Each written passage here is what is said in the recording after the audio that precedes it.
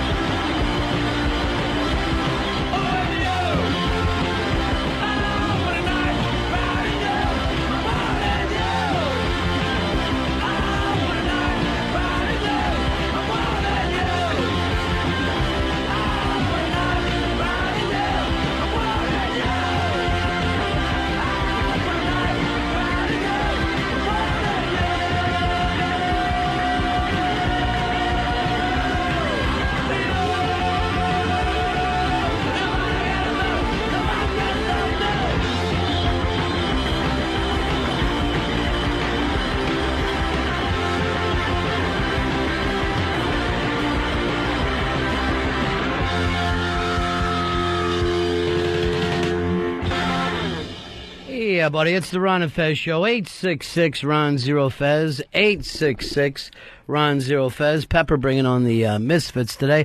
I'm Ron Bennington. There's Fez Watley. Hiya, buddy. Pepper back with us yet at all, Earl? He'll be back on Monday. Monday. All right. How's his mother doing? She's doing okay. There was a little bit of problems getting her discharged, but she's okay. Oh, Earl. That's really none of our business. They should have a nurse do You're that. disgusting. Discharged out of... Oh, I know where it comes from, you sick bastard. Pepper's mom, Yeah. Mrs. Hicks. You know Earl, he's the MILF hunter. He hunts the MILFs, Fezzy. All right, it is the Ron and Fez show on a Friday. Nice weekend started, Fezzy. Tonight, are you still planning to dance? I will be dancing at the VIP Club in Manhattan, West 20th Street tonight. We'll be there starting at 10 o'clock. I've got some bad news for you. What? I was sent the video of you dancing on O&A's show. Yes? I'm ready to walk out of here. 5 stars? I believe that if you do this tonight, I may walk out. What's bothering you? I had my headphones off. Oh, Nutsy playing stuff that he shouldn't be playing. What are you playing? Well, I was listening to something in Q. Over the air. What was he playing? I took my headphones off. Fez, would you talk to people for a second while I go over and talk to Earl? Yes, please. Thanks. Would you mind talking to Earl while I sit here and talk to people? No, I was listening to something in Q, and obviously it got mistakenly played over the air. That was my mistake. Yeah, so tonight, I don't see why Ronnie would walk out if I dance tonight. I'll tell you what, big hit on the O&A show, and I think that, they were absolutely loving it. They were into it, and my thought is, why do it just for O&A? Why let them have all the pleasure on their own personal strippers pole? Why do it for just the rich guys? Let me do it out at VIP Club, where everybody can enjoy this, and maybe I'll make a little side money at the same time. VIP Club tonight, starting at 10 o'clock. It's West 20th Street in Manhattan, where we will be getting you in free with your VIP Club cards. Those cards, you hang on to them, they'll get you in for life at VIP.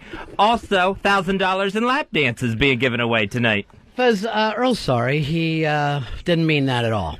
Oh, okay. My new thing after our dinner last night is I'm going to try to approach him, but not in a public manner. Interesting theory. Yeah. Well, I appreciate you doing that. VIP Club tonight.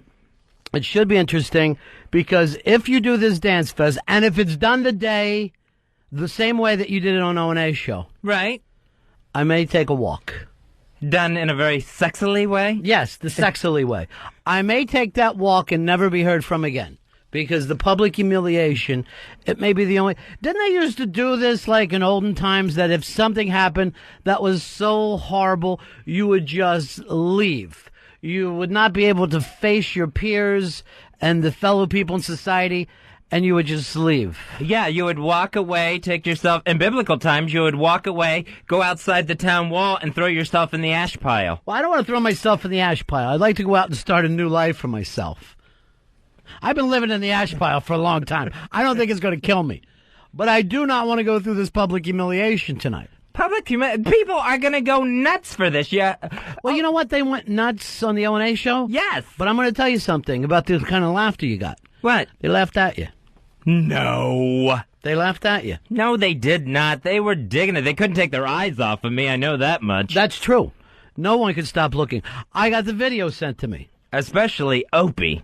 I got the video sent to me by a Pal Talk spy who spies on everyone for me. Really? Yeah. Seems if only I low had down. this before. If only I had this before, none of my problems would have started. So if you've seen the video, I don't understand what you're worried about with me dancing tonight at VIP Club. No, the VIP Club. Go to the VIP Club, ladies and gentlemen. The Glee Club. And then maybe I won't be humiliated.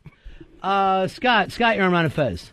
Hey, buddy, I was just wondering if you do happen to walk out, are you still going to be there for Unmasked? Because we will miss you over there. I won't be able to be unmasked anymore. I will wear a mask.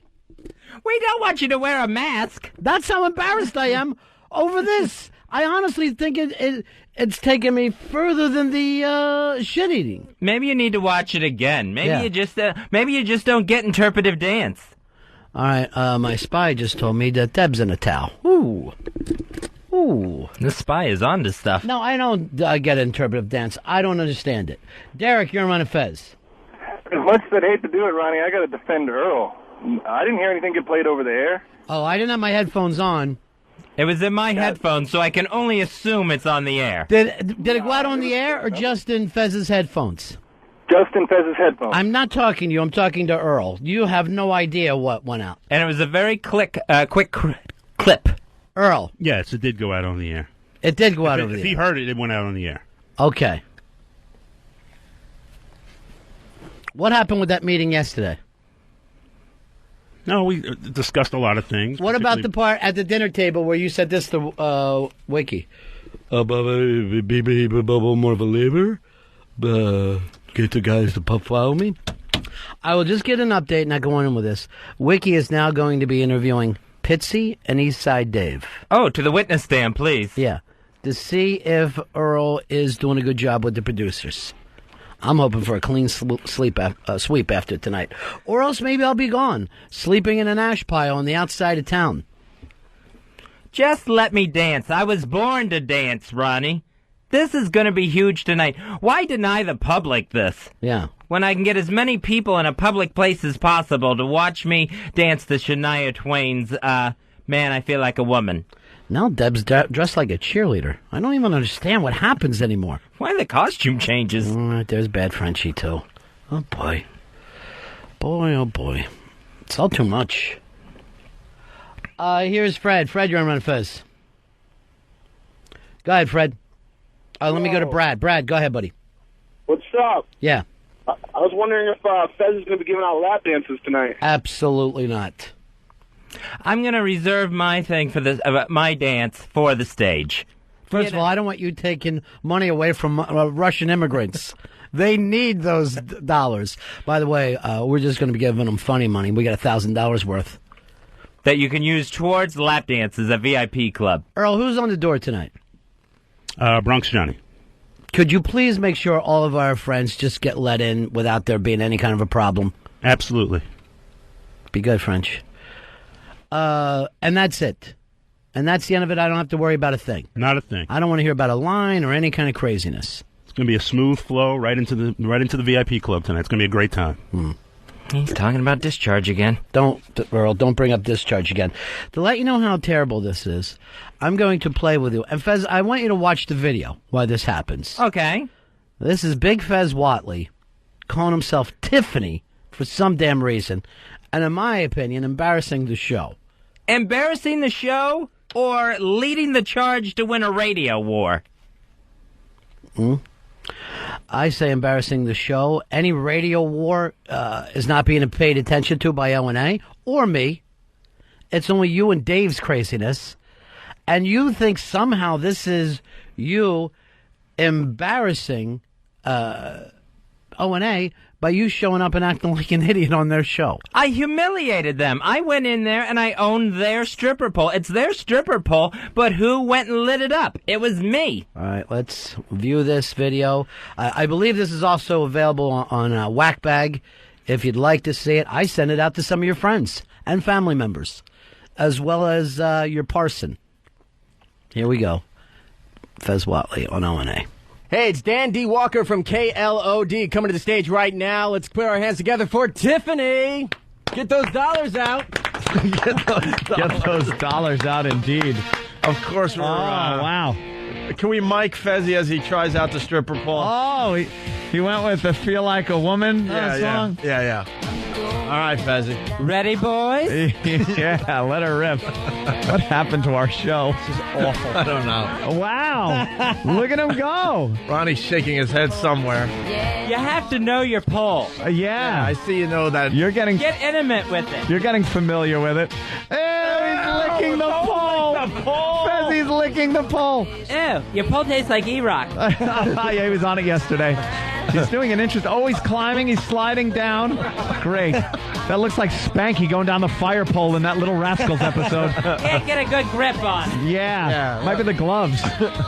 Now he's going for some kind of spin. Oh, he just did the spin with his leg wrapped around it. He's very personality. He's got a lot of personality. He waves a lot, and he's working the whole stage. Not like E-Rocks. Oh, that jacket's coming off. You can keep your clothes on. It's slowly coming off. You wanted the whole show, Hughes. You're getting it.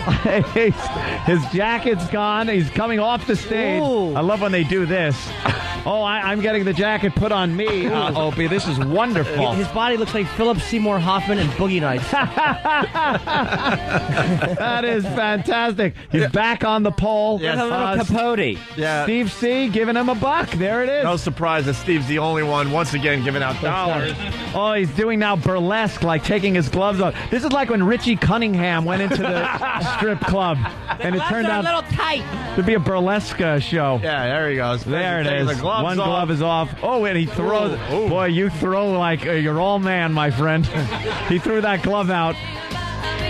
Like, oh my God! Oh, he just threw that at Sam. Landed on his shoulder. That's nice. And wow, he's got some moves. He's dancing. Yeah, we're filming and now this. he's spinning around the pole again, climbing it. Wow, he's right to the ceiling and a slow drop. Nice. Wow. Nice. Oh, my God. And he did it to the other side as well. Very good. Very Unbelievable. Why is this okay, but a girl isn't? Well, good. You free between the lines. It's obvious the lawyers like guys more than girls. Here comes what you've been waiting for. He's playing with the elastic on his shorts. Boy, here we go. Here's the big finale. First. Give me He's playing with the elastic on his shorts like the strippers do with their thongs sometimes. Oh, no! My God! Oh, no! He's got I'm seeing a black thong. Oh, my God! Oh, no! Fezzi's ass is showing. He's wearing a black thong. What grandmother did you steal that from? My God! Oh, my God! He's walking in a circle around the pole with his shorts around his ankles. I can't get him off. Someone help. Well. They're caught on my big Kenny, shoes. help My him. big clown Come on, shoes. Kenny. Thanks, Kenny. Wow! And more dollars being stuck in his thong. Wow, Fezzi. He's good on the pole. He owns it. He knows it. Man, he's using the whole stage. How long is this damn song? We're just about done. And it feels like a woman. Where the hell did he get those panties from? The feedback coming back from Pal Talk is unbelievable. Nice ass, Fezzi. Yeah. Unbelievable. Yeah. Great job. Way to go, Fezzi. Turn around, Fezzi. People want to see his ass. Right. Look at that. And there it is. Ladies and gentlemen, Tiffany. Yeah. Let's give it up for Tiffany. Lovely. You're not even slightly embarrassed by that?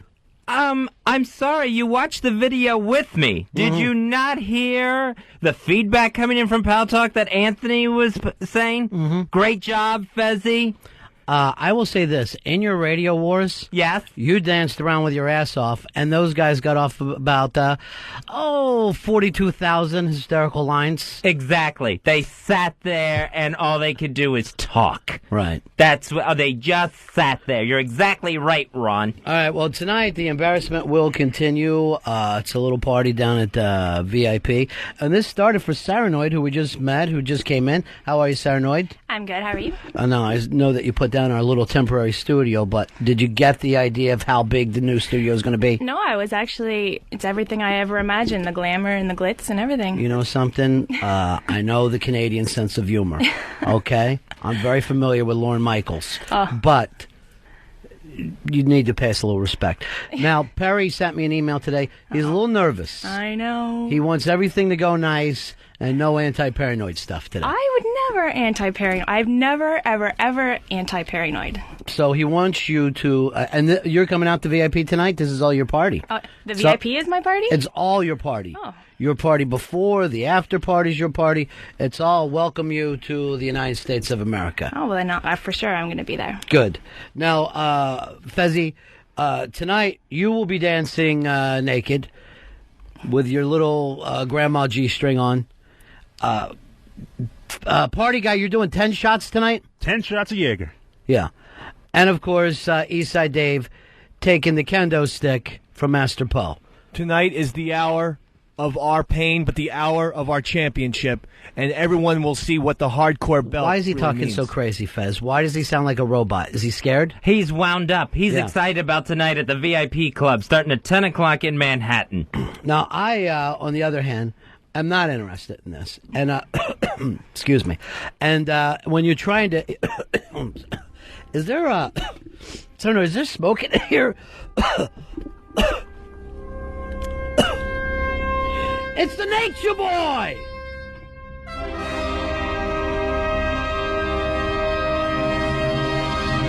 Listen up! This is the Nature Boy! Woo! Woo! And I thought I heard somebody say something about the VIP Club! Beautiful ladies! Mixed drinks flowing all night long! And now, the Ron and Fez Show! Woo! I'm telling you, we own that club! When we walk into that place, it's like Michael Vick walking into a dogfighting event. Everyone knows who's got the cash, who's got the prestige, and who's bringing the bitches. Woo! The only difference is we're hanging with the most beautiful women in New York City, And Vic, you punk, you're with a bunch of dogs from Virginia, and I'm talking about your dates. Woo! Woo! And tonight, it's an entertainment spectacular like no other as Eastside Dave takes the stage. Woo! Woo! It's what everyone has always wanted. A hardcore version of the Special Olympics. Tonight, we see how tough the Tard really is. Kendo sticks, stink faces, and maybe if we really want to scare them, some math. Eastside Dave, tonight you walk that aisle to show how extreme you really are.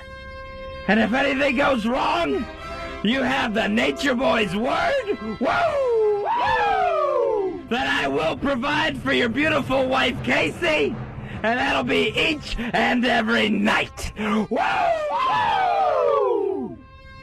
But you know, tonight would not be a party without, of course, the party guy! Woo, woo! Party guy! Black Earl Douglas, the Lindsay Lohan of the Ron and Fez show! Woo, woo! Party guy, I'm inviting you to hang with me, the Nature Boy, to keep the party going all night long. I'm supposed to meet the fantastic Marion Hartland later for drinks, and I'll see about getting you a date. Right now, I'm thinking the ever-talented Alfre Woodard or the incredible Eartha Kitt. Personally, big man, I hear that kid is a handful and into the scat, so when it's game time, don't blow it, Black Earl. Woo! Woo! Plus, tonight, you'll see the chubby siren Fez Watley doing his dance of 1,000 stints. And speaking of pork, this goes out to all you ham and eggers out there. You don't want to miss tonight at the VIP Club. It's your chance to finally live the life you always hoped you could. The life of the Ron and Fez show. Woo! Sure. Monday morning, you go back to being Joe Sixpack, doing your nothing happening job in your nothing happening stinking life. But tonight, you can be a VIP and you can ride with the badass Rob Bennington. Woo! The Road Dog Fez Marie. Woo! And the living legend tonight only, Anthony from the Opie and Anthony Show. Woo! Plus the Nature Boy. Because diamonds are forever, and so is the Ron and Fez Show. So you may not like it, but tonight you will learn to what? Love it! Why? Bottom line, because it is the best thing going today! Woo! Woo! Woo! The Nature Boy! Woo! He's the Nature Boy! Woo! Wow!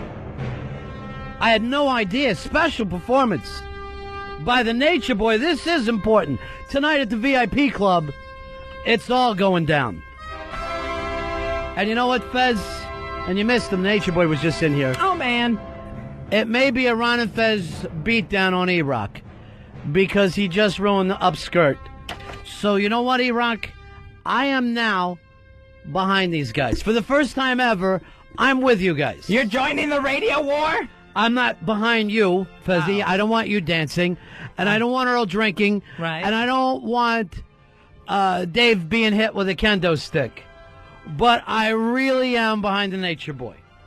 Gee, it sounds like you don't even want to go at all. I'll be there, but somewhere in the back. And I will be there for the E-Rock beatdown.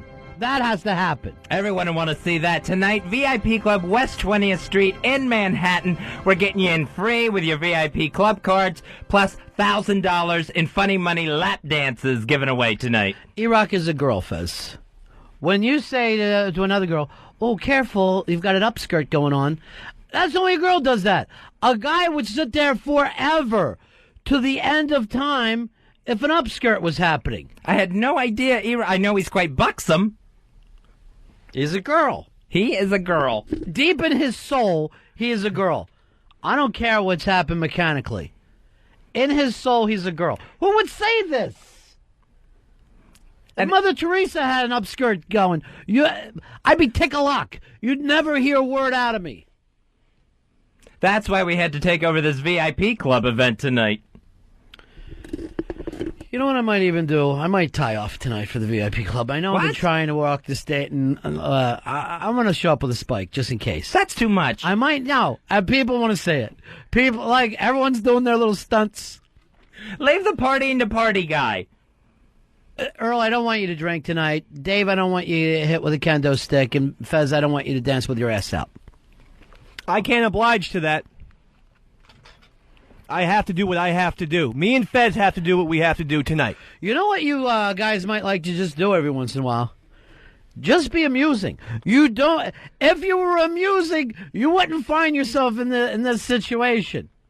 We're just proving that we're willing to go all out for our radio show, for the Ron and Fez show, to show dominance in this radio war. I don't even think it's working. Oh, it's totally working. You don't see Opie in a thong dancing on a pole, do you? I guess it's because he's losing. Is that why? Exactly. Yeah, it doesn't make sense. Now you're getting it. I didn't even see Opie and Anthony on the radio today. So I think, once again, it shows their cowardice in front of me and Fez. The fact that they get a 3-day weekend is somehow them losing. Yeah, they couldn't take it. Yesterday was too much. Too much for them. They're like, oh my gosh, we can't even go into our own studio. We don't know what's going to happen next. Fear. You know what? I got one problem with the O&A show, and that's that blabbermouth E-Rock. The girl producer? Yes, their girl producer. The one girl on their show. That's their hole. That's what they call them.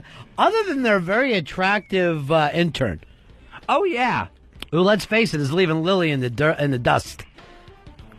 Well, she's got O&A's girl intern that has manageable hair. Did you see Lily's hair yesterday? Oh, I didn't want to, but I couldn't avoid it. Flock of dead sparrows. Which is not a good look, by the way. No, not at all. What? Wasn't that a band in the 80s, Earl? Didn't they do Iran? That was a flock of seagulls. Ah. Well, what did the Flock of Dead Sparrows cut? What was their big album? Just called Lily's Head. Went nowhere. Stiffed.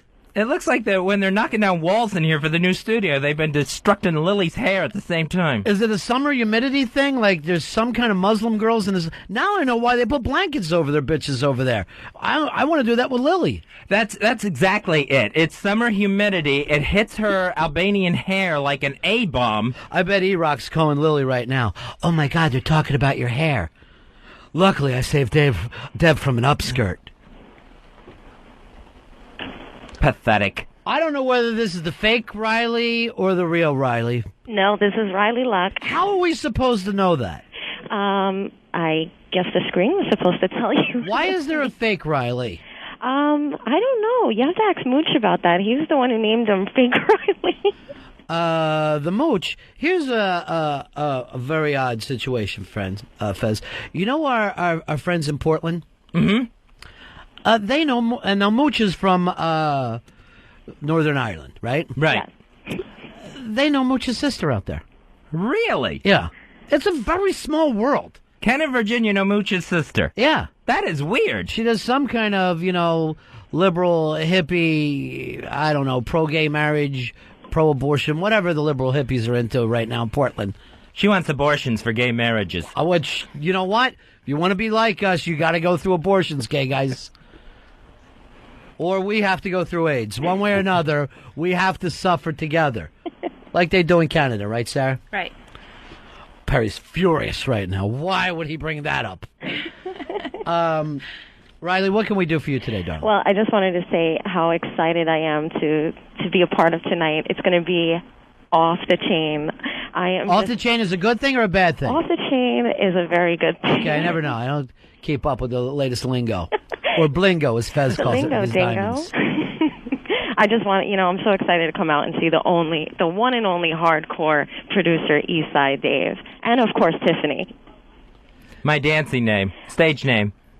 I gotta say, Mikey Boy posted the video last night, and you got nothing but positive feedback. Everybody is loving. See that, Ronnie? You shaking ass. See that, Ronnie? I came back positive. No, Riley Luck, I know this is a big night for Don Stugatz. Is he going to make the showing that he needs to do?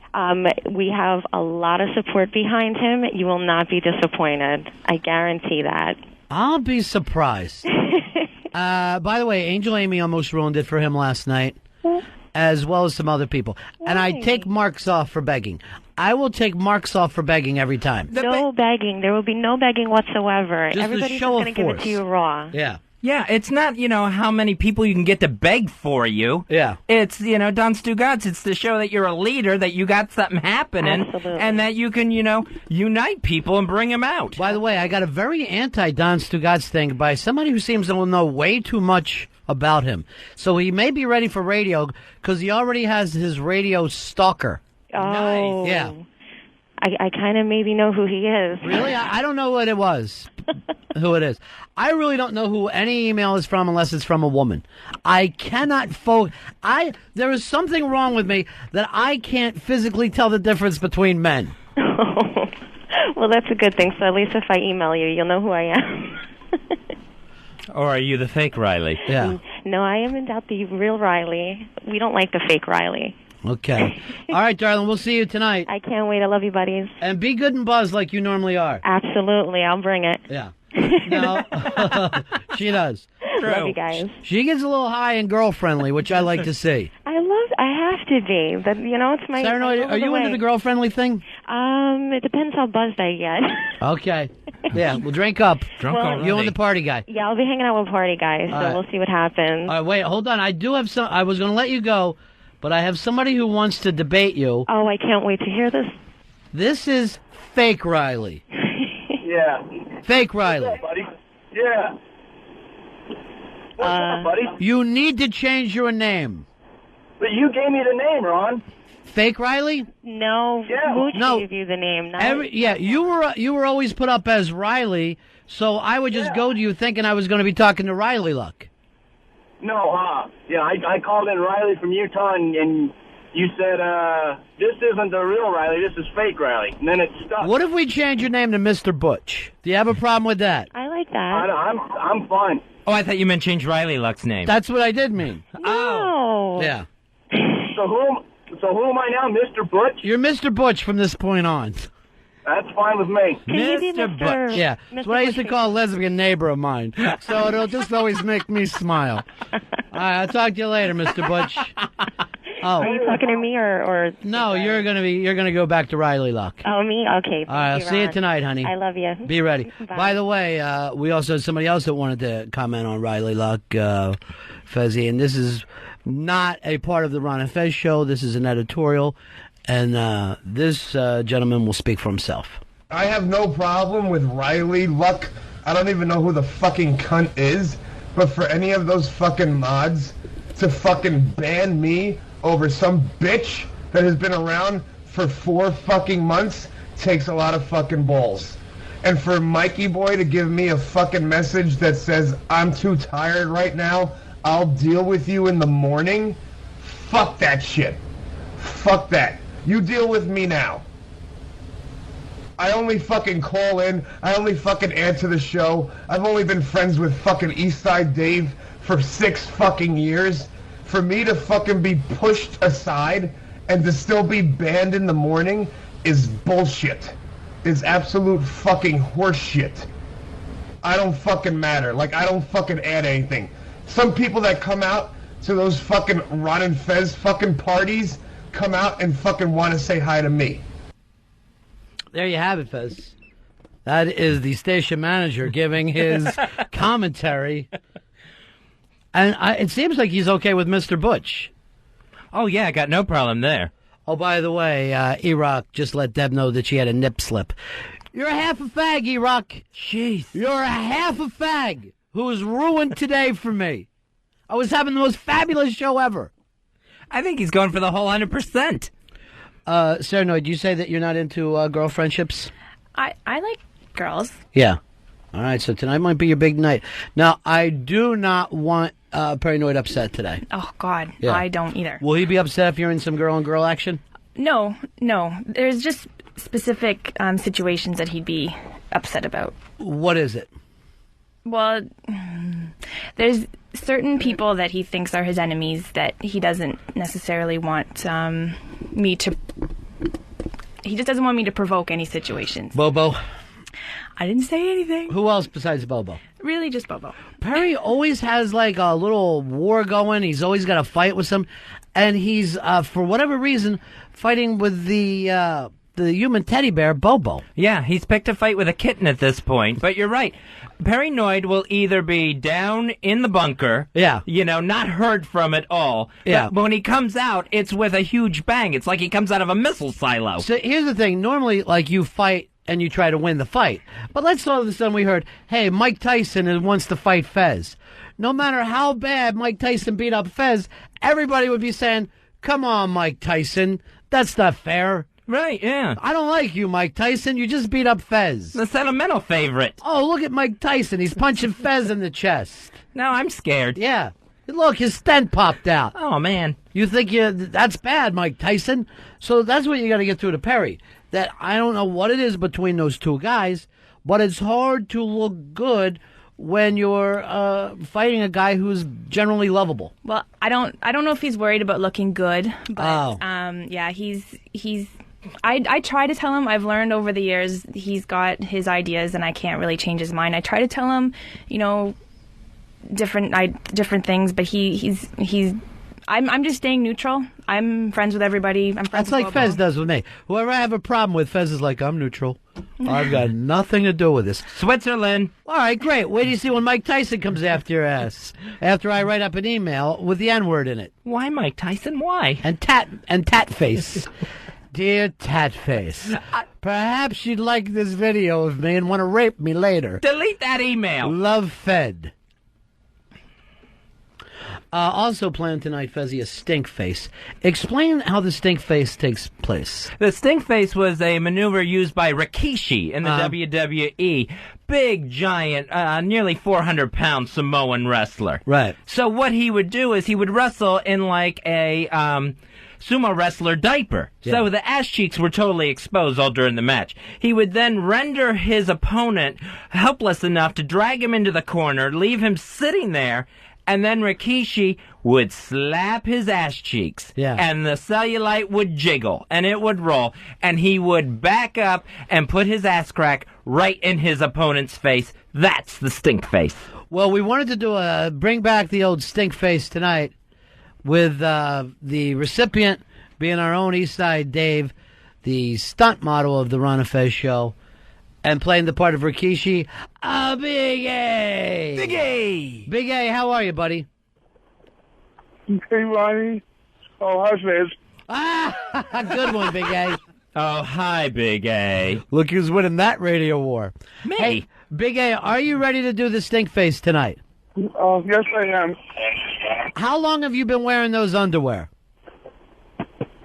Actually, I change them every day. I sell every day. Do you have any? Can you go in your laundry basket and find some underwear from earlier this week? It is end of the week. Yes, sure I can. I need you to find some old underwear, and then I want you to spend the day eating burritos. And really make sure that those underwear are ready for a stink face tonight. Definitely, I can do that.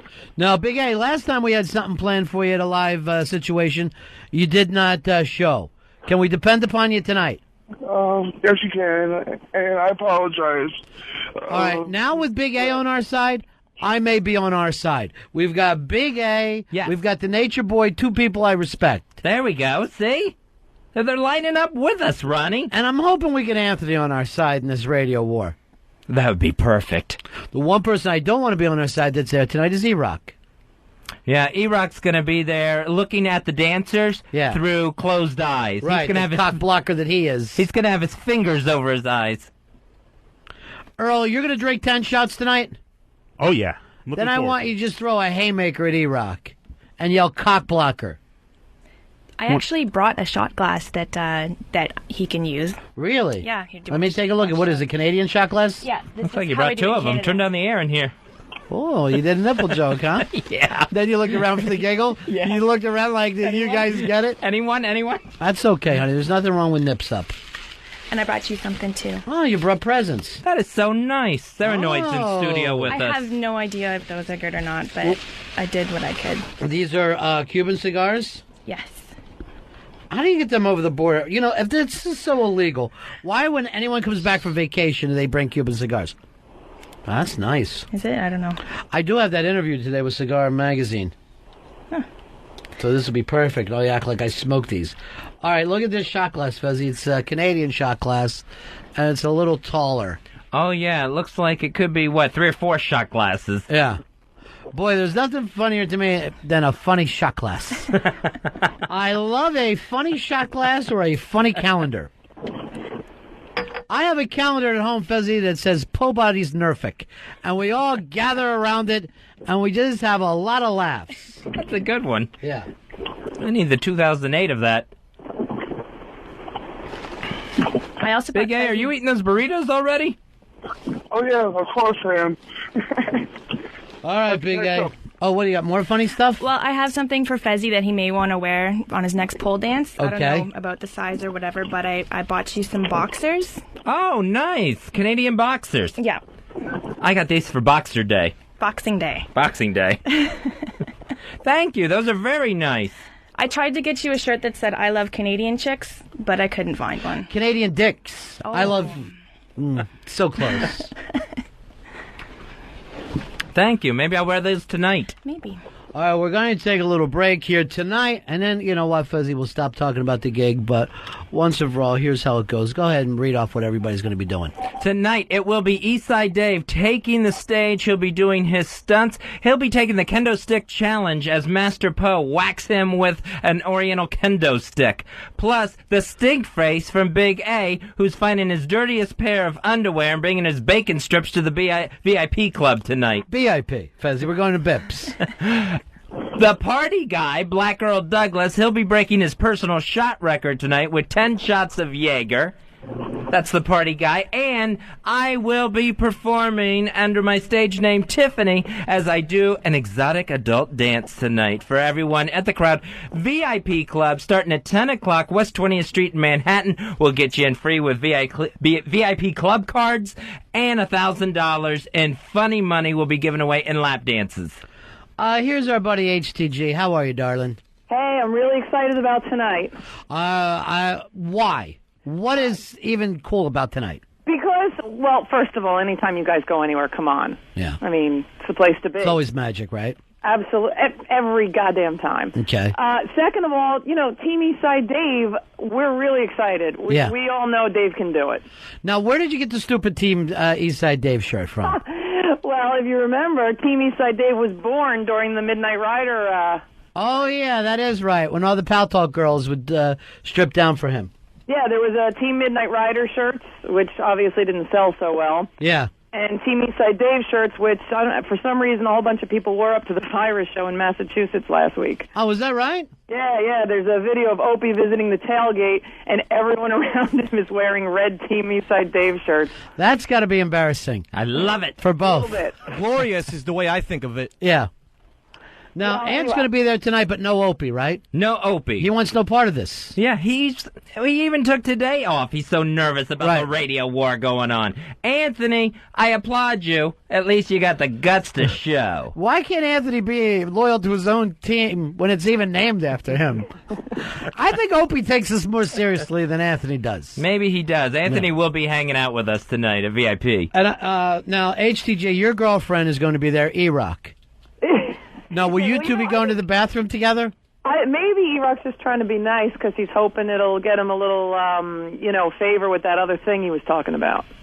There's going to be a beatdown right now because what he's pulled off today. Oh, he meant well. Yeah, that's my problem. Never mean well. He should have done it in private. All right. He should have sent me Any way we can get you dancing on the stage tonight, Deb? Oh, God, no. Yeah, you and Tiffany. I saw that video last night, too. Yeah, love it. Now, I don't want to give this away.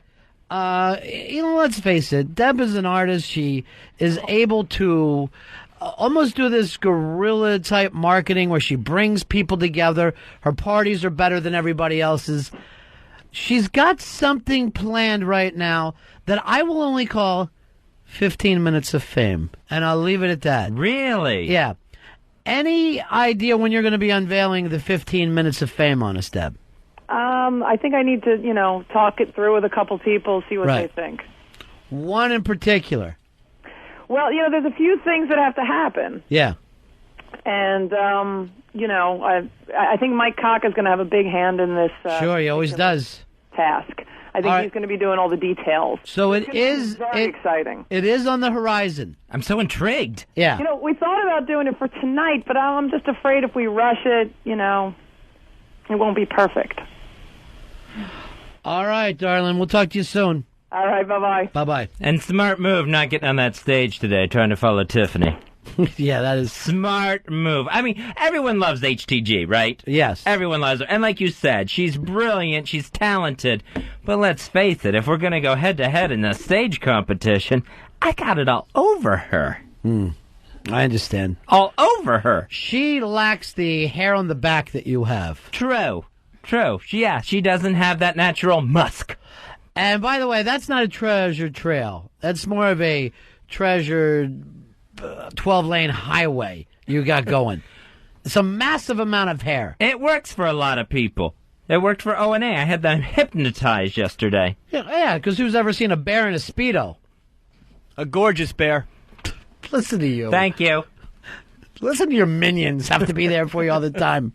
I'm glad they are. Suck-ups. I call them Fezzy and his suck-ups. Loyals. That's Earl, why don't you start playing a later bit right now just to make him feel bad about himself?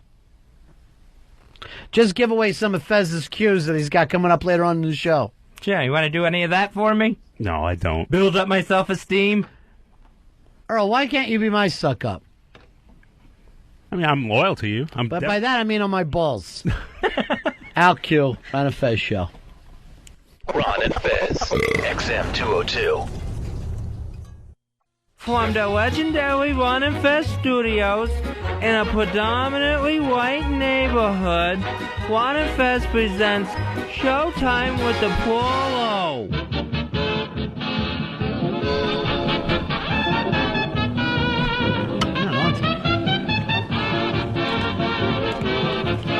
Ron and Fez show. Well, I don't know about your staff today, Fezzy. A little haphazard today. Almost stupid. Almost, you could say, as stupid. Polo, your life's a movie. Polo, your life's a movie. How are you today? Paul, are you drunk and on pills, and should we call the EMTs? No, sir. No, I started drinking a mojito, but I'm fine right now. Okay, good. Absolutely. What big Hollywood blockbusters out this week? Is it The Simpsons? Is a big movie this week, no question. I think everybody's waiting for this, the Simpson movie. Yeah. Okay, we've got I Know Who Killed Me with Lindsay Lohan, No Reservations with Catherine Zeta-Jones, Arctic Tale with lovely little polar bear cubs and walrus cubs.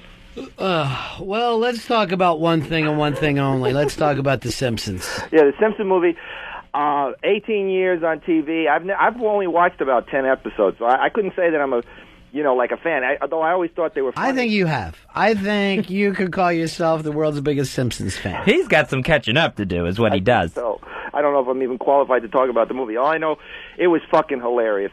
I mean, maybe the funniest movie of the year. I mean, it was just... That's not going far, is it?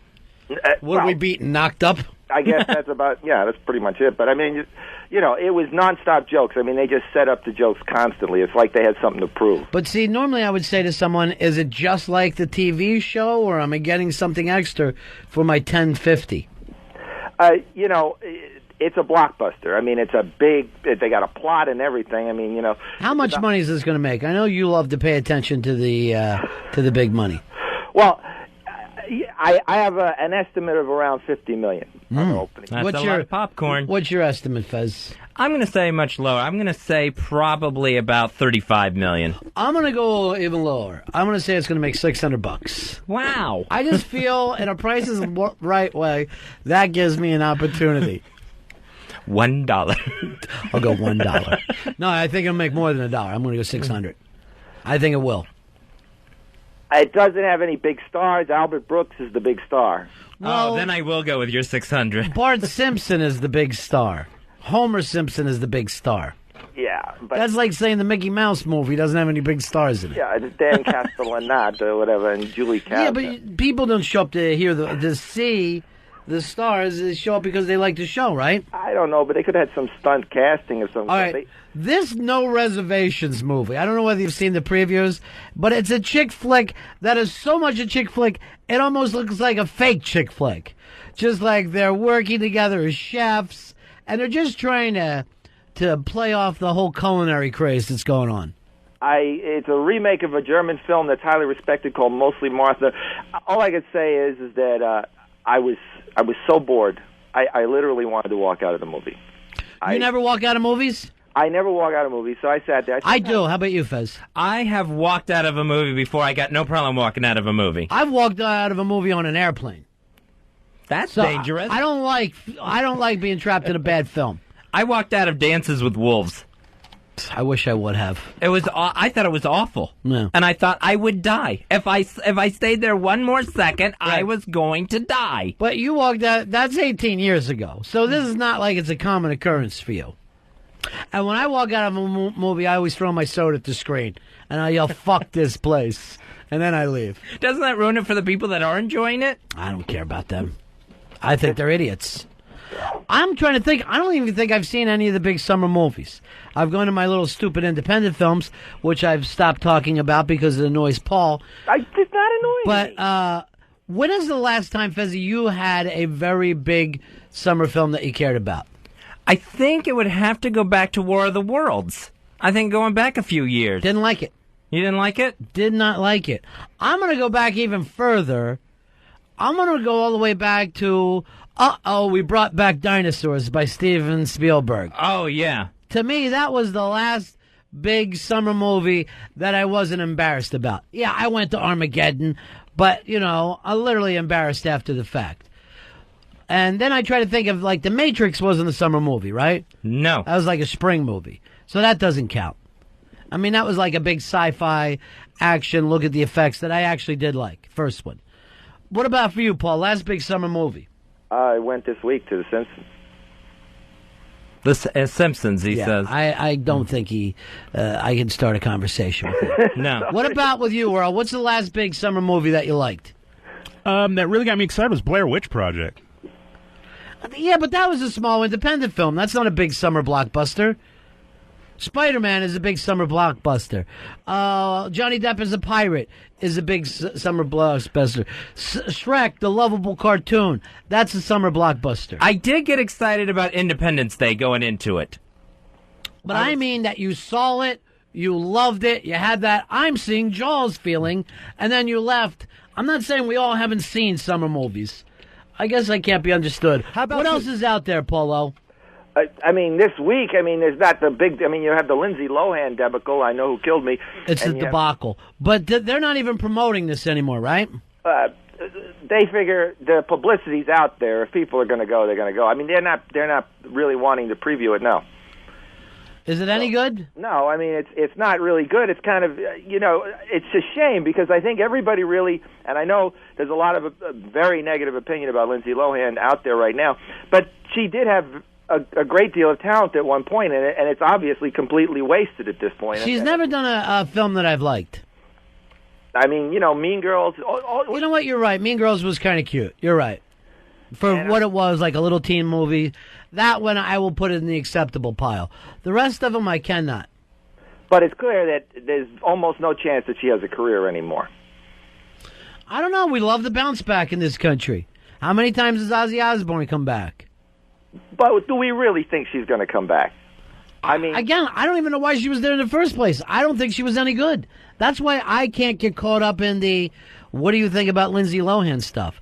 I just was never into it. Now, if we were sitting around talking about, do you think Mickey Rourke could come back, I will be in that conversation. Lindsay Lohan, I have no one cares about. I know. Well, at some point, when a person goes too far down the hole, you don't. Yeah, if she did come back, I think everybody would really be behind her. But I really don't. I can't see him again to make myself understood. I don't think the person who went down the hole was all that good to begin with. Well, Mickey Rourke is probably not going to come back either. Thank you. All right, Polo, I appreciate your help. The big blockbuster movies with Paul O. And A Rescue Dawn, a small movie I highly recommend, with Christian Bale, the new Batman. All right. Polo, his life's a movie. Come on, Tracy. What are you waiting for, Trace? Let's do this thing. Chris Ron and Fez. Hey, what's up, Ron? What about Batman Begins? Nah, I wasn't a fan of that one. You liked it, Fez? I love that one. Yeah, I thought it was really true to the Batman comic book and the legend. I thought it was great. Greg, you're on the Ron and Fez show. Hey, Ron, I'd have to go all the way back to The Great Escape for the last movie I look forward to. Now, The Great Escape, that was a hell of a movie. When you saw Steve McQueen on that motorcycle, believe me, you were thrilled. I don't think we have movie stars like that anymore. All right, Ron and Fez show, hanging out with you today, coming up in just a little bit. Bored Gossip, where we find out what everybody's gossiping about. And I have to tell you this, guys, I heard a lot of positive things about Guy Geyerson yesterday. Guy Geyerson, thrilling. Thrilling for people. The Geico Caveman TV show that is now taking some heat from some critics, saying it's using offensive stereotypes that are usually aimed at black people. So they're saying that the cavemen, they're just substituting cavemen for African Americans in this show. No one finds that witty?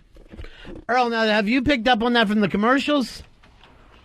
No, I haven't. Not really. I mean, so I guess the TV show must be somewhat different than the commercials. Yeah, they said some of the stereotypes that are being used for the cavemen are... Basketball playing? Well, yeah, athletically gifted, sexually aggressive and potent, relatively unmotivated, and potentially violent. I don't see that any of that as being bad. Now, Perrynoid's here. I know you're familiar with cavemen, but up in Canada, not familiar with black people. So we have a certain part of our population. What is it, like 11%? How much is it, Earl? What percent? I think it's like around 10 or 11%. Feels like so much more. To me, it felt like 60 or 70%. They're what we call African Americans. Oh. Now, you don't have African Canadians. No, we don't call... I don't even know what... We don't call them anything, I guess. They're just... Snowball was the only black guy I met. I swear to God. I met one black guy when I was in Canada, and all of his friends called him Snowball. And that's a true story. There's no prejudice in Canada. Well, I just moved from Western Canada. Yeah. It's kind of different there. It's more like a... I was in Saskatchewan, and it's more Native and white people, and there's Native people they have problems with. Well, yeah, that's where I found that there was more of a prejudice. There wasn't a whole lot of black people. What do you guys say to the Native Canadians? Move out of my way. You people were here first. Why don't you just shut up? We're the ones who eventually came here. I didn't say I went there. That's what I would say to them. I had no problem, and I thought, oh, cool. Yeah. But I found I got kind of a cold shoulder from them. They didn't want to talk to me. They didn't like you? You're too blonde? I guess. Yeah. What were they saying? Stuff like, we can't even see your eyebrows. No. I was walking into a Tim Hortons, which is the coffee chain there. Mm-hmm. Horton here's who? It's from that. Okay. And boil that the dust speck is their big thing. Boil that dust speck. I was literally in like pajama pants and a tank top or something. All right, and hold on, let me just say hot. Go ahead now. Okay. And they were making fun of me, saying I was all done up with my makeup done and everything. And I was with my son, and I'm just like, I don't know, whatever. I just walked away. Were you like, F you Native Canadians? No, I just walked away. You don't even have our accent. Yeah. You ever notice that those, like, if you see that they'll have a different accent? Like with Patrice O'Neill, he says that he's from Boston, right? Yeah, he's from Boston. Where's the Boston accent that all the white people have? When you say that guy has an accent, you don't mean black people. Oh, that's true, yeah. Black people, you never run into a black person with a Boston accent. No. Yeah, you don't have one that sounds like Ted Kennedy. Right. That's weird. How does that happen? I mean, that's the way they talk there in that city. That's the way white people talk in that city. It's not the way black people talk, you racist. You ought to move to Western Canada with your racist ways. Get up there and watch the Geico Cavemen. I don't like it. I don't like it one bit. Let's find out what's going on in the house. Hey, Indy Mike. Hey, how are you doing today? Good, pal. Good. Won't you, big brother? Wait for the music. Big brother. It's a Big Brother update. What are the hamsters up to? They're just getting up for the day. I know it's been kind of slow for you, but I figured I'd give a shout out anyways and see if there's anything you wanted to talk about it or know what's going on. Do you think the people in the house realize how horrible it is? No, that's the thing. Dick has been saying what good TV they've been giving and what a good show, and I just think every year when somebody starts talking like that, I think you guys have no clue. They think that things have been so great. I give Dick the benefit of the doubt because at least he's trying to be TV. What are the ratings doing there? The ratings haven't been too bad. I haven't looked this week, but they were second place at worst on a Sunday night, and they're actually holding up pretty good. And people keep saying it's the worst season ever. They always say that. It's going to be mid-August before things really kick into high gear. That's when the drama starts. Is Jen gaining weight? Is Jen gaining weight? Yeah. I hadn't noticed. She's the only one I care about. I just saw her eating a tub of ice cream the other night. Yeah, she's never been on slop, so she's just making up for the other players. Yeah, they'll do a food competition today, and maybe about half the house will be back on slop. We'll see what they do. All right, Indy Mike. All right, you guys take care, and a shout-out to Perrynoid from the Pal Talk folks. Oh, no, you're on Pal Talk too, Sarah? Yeah, I've been on there the past few weeks as I was driving across Canada. Oh, is that right? Yeah. No, you're not bad on Pal Talk, are you, like a lot of those girls? Bad? In what way? You get naked on Pal Talk screen? No. Okay. Is it just Frenchie? Is that the only one who does it? Maybe it is. Yeah. And, until E-Rock puts a stop to it. Oh, E-Rock. Oh, E-Rock, why? Have you ever made a Pal Talk boyfriend? I've only met one person off of Pal Talk, and that was just last night. Who was that? I don't know. Say? No. I don't know if he wants me to say. Maybe at the Tim Hortons, I'll be in my pajama bottoms. We got a problem. You saw the note I was just given. Yeah. Now, did you know this? No idea. Of course, neither did I. Bobo was here. That's okay. Now, Perry is worried because you have posed with Bobo? No. Posed? I thought you said you posed. No, he's worried about pictures being taken and then it being shoved in his face. Haha, I am with Sarah kind of stuff. And right. He's just that kind of stuff. But nobody's going to shove anything. I'm not going to shove anything in his face, and I don't think anybody else will. Will it be a problem if you and Bobo in the same room at the same time? No. Okay. Let's bring Bobo in. Bobo, come on in, buddy. Bring in the ukulele king. Fez, you notice everything we bragged about yesterday is gone today in one day? Oh, yeah. There's Bobo. Bobo, how are you, pal? Good. How are you? You got to shut that door because you got construction outside. I'm good. How are you guys? Hi, buddies. We did not know this. You and Perrynoid here at the same time. Oh, my God. So we don't want any trouble today, Bobo. Okay. Don't kiss me no matter what. Oh, geez. Okay. See, even hearing that. Quit touching me. What are you up to today, Bobo? Well, I'm here to see you guys because it's been a while. I'm here for the VIP deal tonight. Mm-hmm. I'm here to promote Don Stugatz. Give Stugatz a shot. I don't. There's only one way that can happen is if I see that people are behind him tonight. Okay. You know. So I'm All gonna right. take points off for right now. 2 points taken off. Oh, no. Angel Amy, Bobo, and then some other mysterious people. Oh. And I will judge Stugatz the same way I judged Fez when I met him, same way I judged Earl. The way we do in radio, how many people show up and scream for you. Now, I see you're still carrying around your little instrument. What's that called again? Charango. It's like a South American ukulele. You written any new songs? Yeah, but I don't know if I should sing it because it's about a guy that I wanted to help out tonight. Oh, jeez. Oh, boy, is this going to cost? No, you know what? Take some points off him. Okay. If you want to take off another 4 points. And that'll pretty much take him out of the running. Okay. Oh, yeah, because how do you come back from that kind of a negative deficit? You'd have to be enormous. Yeah. You'd have to really show that you want to make it in this business. And he let me sleep at his house on the night of the living bands, too. I had so no I owe idea. him a great debt of How's his home? Very gratitude. It's lovely. Yeah. He even moved his dog out so the dog wouldn't sleep with me. Although I've been kind of lonely, so I wouldn't have minded. Oh, that's right. I forgot. You got the divorce coming up? Yeah. Well, the separation deal first. When's that happen? Well, I think I got something like 30, 40 more days before they like take the cops and drag me out of the house because I haven't been able to find a place. By your Chirango. Yeah. Now, why can't you find a place? Well, I got kind of a limited budget, if I want to survive. And, I mean, I've owned a house. I've owned this house. I signed away my ownership of this house, but I've been there for 10 years. I paid off this house. So I don't know what the rental market's like, and I'm a street musician. I mean, yeah, it is. It's nuts. And, Dave is paying less for his Astoria apartment than I'm finding apartments for in Baltimore. Now that's no, you haven't seen his apartment yet. My apartment, I'm $9,900 a month, and there's no bathroom. No bathroom. I gotta go down to the Starbucks if I don't want to pitch a loaf. It's awful. You could do like the dope dealers do, where you could just have a bucket and a rope, and just lower it down. And I only do that for dope. Okay. There was a time. It's very funny. You know the old school dopers.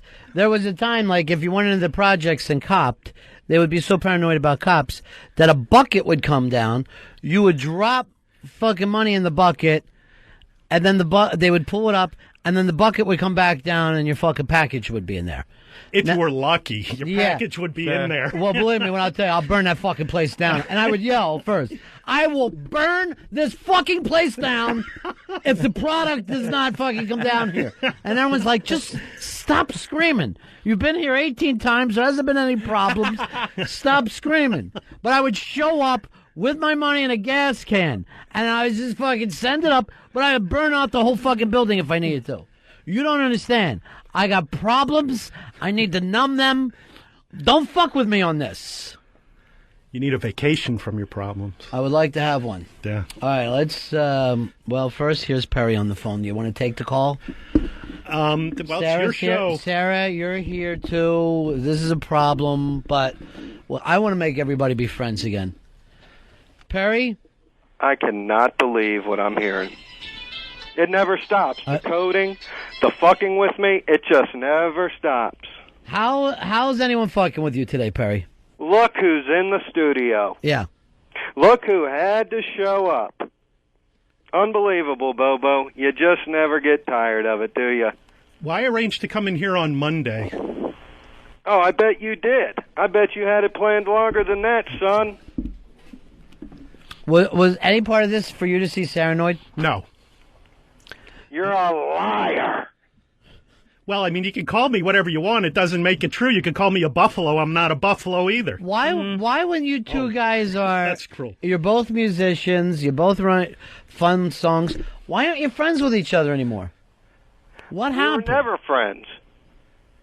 We just tolerated each other. We were never friends because he's always been jealous. I've never had a problem with the guy, but his jealousy dates back years ago. What does it take to squash this thing today, Perry? In a cage match, Ron. Bobo, are you willing to get in a cage with him? Could I just, put a birdcage over my head and sing a song and we'll call it even? I don't think you're a fighter, are you, Bobo? I don't think you've been in a fight in your life.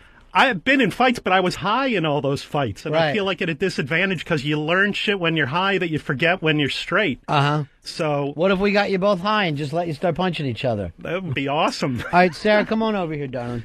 Grab a mic. Would you please talk to Perry that nothing is happening between you and Bobo? Hey, Perry. Hi, Perrynoid. How are you? I'm good. How are you?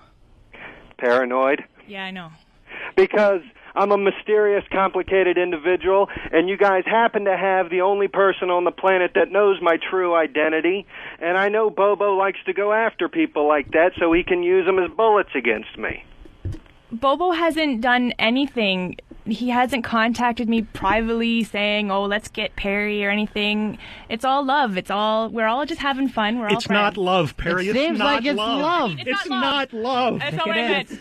I meant everybody loves everybody. You know what? Oh, no! What the hell are you talking about? Oh, God. What did you say, Bobo? Three-way? Oh, jeez. Menage? Well, you seem like you're a little more calm today, Perry. Well, I got a hold of some Vicodin, so... That'll help. Oh, Perry, buddy. Let's make up and be friendly. I'm smelling Vicodin cage match. You know, the whole thing goes to just, you got certain friends, you got your real friends in life, and then when they start ending up, hanging out with your enemies, it just, it makes you a little paranoid about what it's all about, Now, I will say this, and I got it from Pitsy. Pitsy doesn't let his girlfriend go on Pal Talk, and Pitsy is on Pal Talk all the time. Yeah, he is not going to. He just doesn't. I don't know whether it doesn't trust her or doesn't trust the Pal Talkers. What is it about the Pal Talk thing? The people on there are basically savages, and you know what you're in store for when you go on there. So that's why she's not allowed on there. You will not let her alone. And you said this to me. Some of these Pal Talk girls will get on a plane to go suck a cock. Yeah, some of them would. Yeah. Jesus Christ. Don't look at me. Like, I need this. I know. I've been to Ron and Fez events. I know the debauchery that goes down there. Now I got, one of my only real friends in the world hanging out with these savages tonight. Let me ask you, about her. She's a beautiful girl. Why didn't you two ever end up together? What stopped you two? We had our little thing way back, but what I want to say though is that I originally, since the day that my ticket was purchased to come here, Perry was supposed to come here, so it wasn't like I came here and planned to come and hang out with everybody but him. I never thought I'd come in the Ron and Fez show without Perry. So, but since we've stopped talking, that's why. Why did you stop talking? Go ahead. I don't know. To this day, I don't know why we stopped talking. We've had words, but friends aren't friends supposed to do that? Have words with each other? Right. We had words, but it's different now because of your situation. Right. It goes to my marriage, Ever since I got married, my real friends turned their back. Why can't you be friends with a married guy? It's not the fact that he's married. It's the fact that, oh, God, I don't even know what to say. But I don't know his wife. All of a sudden, this girl that nobody knows is marrying my best friend, and I'm supposed to just right away be best friends with her too. And because I wasn't, I'm a bad person. Oh, I disagree, Fizzy. I think that friendship-wise, it's got to work the way that Jonathan and Dave have made it work. I think that's what we've learned from this. Yeah, and the whole Bobo thing stems from the night at the bash. He was acting like he was friendly to my wife, and then I find out he's talking shit about her at the D.C. bar nights. And at some point, I got to badmouth his wife? No, that's not true at all. I don't know where he got that from. From one of your good friends who said at the D.C. bar night, everybody was ripping into my wife. And that's I said, well, fuck true. the D.C. crew and fuck anybody else who doesn't like my wife. I've been to every D.C. bar night. I've never heard Monica mentioned. Your name was specifically mentioned, actually, because I went off on a few people, and it came back to it was just you, basically. So when I say the D.C. bar crew, I'm basically talking about you. I don't know, dude. That's what gets back to me. I got so many people that like to fuck with my head, I no longer know or care who to believe or what to believe. Well, I think maybe you got to take that into consideration because it didn't happen. I don't know how I can prove something like that to you. The beautiful thing is nobody has to prove anything to me, but when somebody attacks my wife, I'm going to defend her, whether they're an old friend, a soulmate, or, just somebody from the radio. So you feel like none of your buddies like your new wife? Yeah, everything has changed. You'd think people would be happy for me. Finally, I tricked somebody into marrying me, and nobody can actually... It's like everybody disappeared after. Sarah, why can't you be nicer to him? I didn't change at all. But all of a sudden, Perry, we used to talk on the phone for hours, and then as soon as he got married, he stopped talking to me. Right, and things like that happen, and just like when Perrynoid would have a boyfriend, like she would disappear from time. Perrynoid, are you jealous?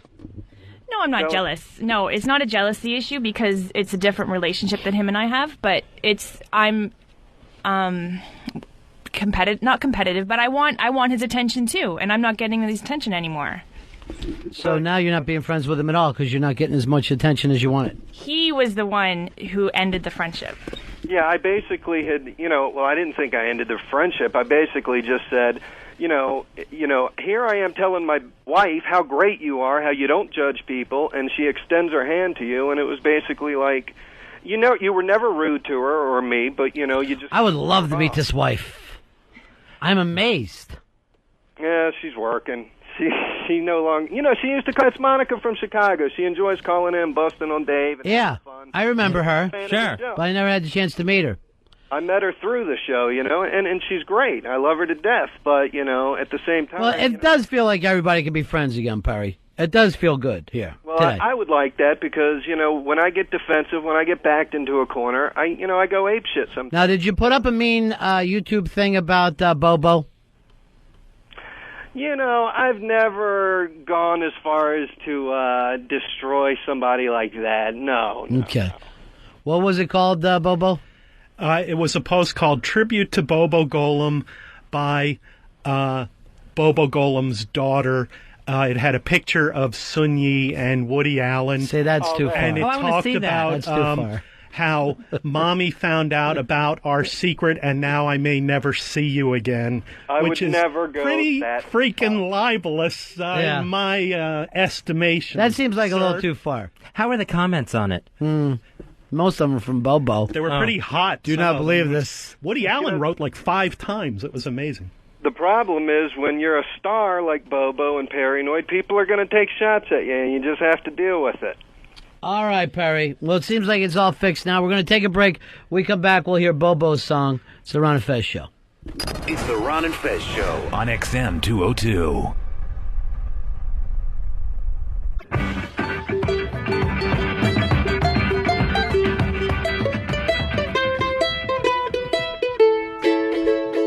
Give my buddy Don Stugatz a shot. Give my buddy Don Stugatz a shot. Give my buddy Don Stugatz a shot. Give my buddy Don Stugatz a shot. He's getting ripe while the others just rot. Give my buddy Don Stugatz a shot. Give my buddy Don Stugatz a shot. Give my buddy Don Stugatz a shot. Give my buddy Don Stugatz a shot. Give my buddy Don Stugatz a shot. Most miss the mark, but he hits the spot. Give my buddy Don Stugatz a shot.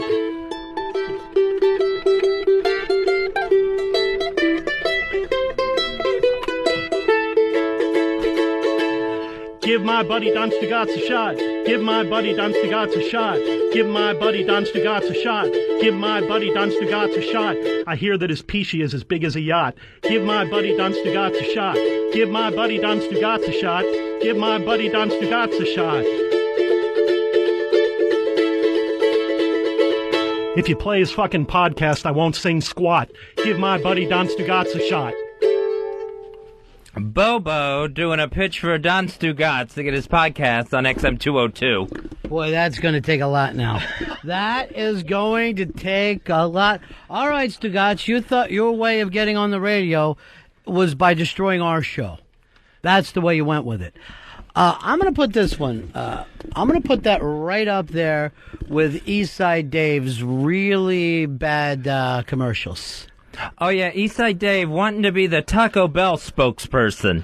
Now, Fez, Wow. I got this email that said when they listened to Eastside Dave's Taco Bell stuff, it actually reminded them of when Daniel Johnson wanted to be the spokesman for Mountain Dew. Did you see the Daniel Johnston movie? No, I never saw that. Oh, yeah, I wouldn't let you watch it because of the plane scene. Right, yeah. The very scary scene. Yes. For even a person that isn't Fez. Neil Stuckey sent us that. All right, let's take a listen to these. First play, go back and play the Taco Bell spots that Dave did for Taco Bell. I'd like to be a Taco Bell TV star because I've always liked Taco Bell. And I've always eaten it, and I like about it the enchiladas, and I like about it the fries and the soda. So I'd like to be a part of Taco Bell. Thank you. All right, so I don't know whether he was dead on with that. Now take a listen to when Daniel Johnson, and this is in his film, I think it's The Devil and Daniel Johnson? Yeah, by Jeff Fiersig. You're the one who turned me on to this, as a matter of fact. Yeah, I forgot, Bobo. I slept at that guy's house.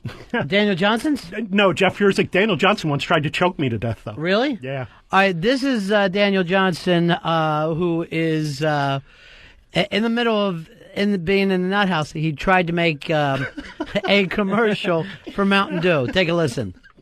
This is Daniel Johnston speaking from a mental hospital. They tell me I'm crazy here because I love the Mountain Dew so much. I can't get enough of the Mountain Dew. I was sinking deep in sin, far from Mountain Dew. I had problems out within, nothing that I could do. But the Mountain Dew came to me, and I drank it all up. Now I'm happy as can be, oh Mountain Dew.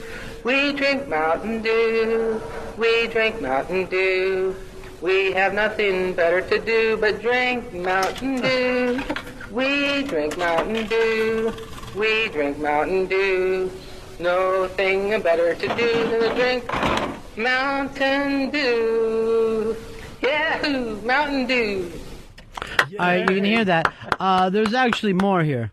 There's more. It's the new sensation, the best, the greatest, the most fantastic, the most sensational soda pop in the cosmic universe. Mountain Dew.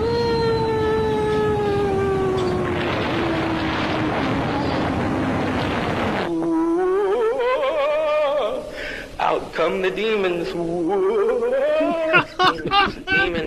Demons, drink the Mountain Dew. Why didn't they go with that? Out come the demons! That is really a fantastic spot. God, I love that guy. Well, this is the weirdest thing. So Eastside Dave, we're going over his musical taste, and he has his iPod out, right? And he's like, and of course I got tons of this Daniel Johnson, and I'm like, what, the crazy retarded guy? And he's like, what do you mean? He had no idea that the guy had a problem. I don't see why Mountain Dew didn't want "Demons Love the Mountain Dew" as their new slogan. Out go the demons. By the way, I want you to see something, Bobo, while you're sitting here. Look at the enormous size of that lunch. It's ridiculous. It's bigger than my head. The bowl, I know. I could wear the bowl as an army helmet. And that's huge. It is, true. It's like, ow. You know, I don't know what gets into this laptop, but I can't see Frenchie now. I know she doesn't like it if I can't see her. Look at that. Casey said she loves me. Well, you know, that's going to happen from time to time. No, there's no accounting for taste. Does that mean Dave's going to get real mad at me and Mountain Dew? He's going to post a YouTube video about me? All right, see, now you're supposed to be stopping it, and you're keeping it going, and it gets him upset. Oh, sorry. Pitsy's in here. Pitsy, I know she got the TN on the buddy list, huh? Yeah, That's definitely. That's your buddy, huh? Yeah, somewhat. She's not really on that much anymore, though, right? Tell me about it. All right, let's... You know, I had Pal Talk, but then I switched to a Mac, and you can't get Pal Talk on a Mac. They got to fix that. You need Mac Talk. Mac Talk. That sounds like McDonald's stuff. So he had no idea. Now, how did Daniel Johnson end up choking you, Bobo? Heard that Stugat song? Yeah. That Stugat song was awful. A friend of mine really, it may... I will say this. Stugat's is a long shot now, after that Stugat song. Oh, I thought it was an awesome First song. It was Riley Luck. She's a lovely woman. No, she didn't do it. It was really Angel Amy. Angel Amy started, She's a lovely Then the other one. And then some other people. And I'm like, well, he's in trouble with this. But now... he's got to really go. Oy vey. That place got to look oy like... vey in Italian? I don't. Okay. What if HTG goes to bat for him? Would that, get him some points back? That's all it ever takes. You kidding me? Get on CNN. Oh, you think I'm going to... Get my buddy down to It would work. Believe me. The old upskirt, there's... anything could happen with that enormous amount of oatmeal or whatever it was she was eating today. Yeah, what was it anyway? Grits? So how did Daniel Johnson end up choking you? Well, I was friends with a band called Half Japanese from when they first started. They're like the premier noise band of America. Sure. They kind of helped invent the independent music scene. It's the Fair brothers, David and Jad Fair. Jad Fair established a friendship years later with Daniel Johnson through what they call the cassette network. The musicians exchanging cassettes of their stuff, and people would find friends. I just wanted to tell Mafia Life Chris something. I'm about to go off and try to destroy MafiaLife.com if you don't put your shirt back on. Oh, God. Disgusting. Yeah, pretend you have a body. All right, so why would... giving me the finger. Why would Daniel Johnson choke you? He came into town for something or other. He went and stayed over at David Fair's house. they were filming a bunch of weird little videos that I still have at home. Some of the footage ended up in the documentary. We drove over to one of those, like a Sheetz, one of these weird kind of convenience stores, and everybody ran in to buy stuff. I sat in the car with Daniel, and he saw a demon possess me. So he throttled me around the throat to shake the demon out of me, much the way I hear Mountain Dew. Yeah. And also achieve the same result. In the movie, he did that to a woman until he went into her house and tried to kill her. Well, the day his Warner Brothers record release, his first album came out, he was in the Statue of Liberty, and he created a scene because he read something demonic on the wall. A cop came up, and he bit the cop on the hand. Now, this is the day of his release party for his first major album. So that is a tough thing for the record company to try to pull that one off. Yeah, and Warner Brothers, it's not like they have to worry about any particular individual. They have, enough of a roster. Now, nice one, Frenchie. Now, Dave, how did you get so big into Daniel Johnston? My gay brother likes the independent music scene. I see. And so he turned me on to 1990, Hi, How Are You, and Fun. All three fucking great Daniel Johnston. Hi, how are you? Hi. Hi, how are you? It's Hi. the little alien with the stalk eyes. But doesn't he even talk like Brian Wilson sometimes? Yeah, there's like a... He's a little less on the Bill Murray Caddyshack side Right. of it, but he does have that kind of wacky, trebly voice, and his voice shakes. Yeah. Which I'm often accused of, so I kind of identify with the guy on some level. Are you on meds? No, I've only been on meds that I bought on the street. I've never, I've always on felt the pain same meds. way. I'm a liar. Pain meds. Oh, yeah. That was my ruination 2 years ago. Pain medication? Yeah, when my back hurt, and I ended up... getting all kinds of prescriptions, and then they were all canceled. They say it's great for your liver. Just loading up on the barbiturates really cleans out the liver, makes it But it makes fantastic. you so freaking happy. Are you happy, or a lot of times you're angry, though? You're angry when it's wearing off. Well, there is a weird thing where, like, a switch will flick. Like, you feel real good and high. Somebody says something that's a buzzkill, and you want to kill them. You go totally nuts the other way. I agree. It's fucking scary. How your meds working out for you, Fez? I think they're doing pretty good for me. Now, the other day you said you had a very good session with your teen psychiatrist? Yeah, well, she's not a teenager, Ronnie. Well, she's a lot younger than you, right? She's If you were dating her, we'd be like, this is outrageous. All right, that much is true. So, yeah, and it was kind of a breakdown day, and I won't say breakthrough, but I'll say breakdown. All right, what did you break down about?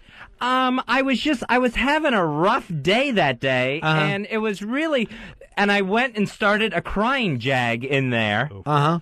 Just out of... Did you feel like you were on the air? No. Ouch. Just do me a favor. Next time you start a crying jag, just say to her, I do this on the air. So she'll know to Baker Act you. Oh, I've told her that this happens on the air. What did she say about it? And she's like...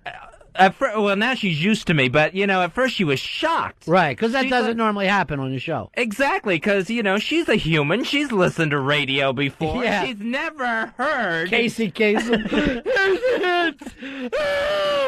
Here's the hits! Keep your feet on the ground and keep reaching for the stars. Hi, Bobo. I'm gonna die alone! You know what would be cool is us doing, like, dueling crying, because we're both big criers. You're crying. Can you imagine if the two of us, like, arm in arm just crying? It would be... I'll be 5 minutes. I bet I have both of you blown. Let me tell you the story about the sad little kitty.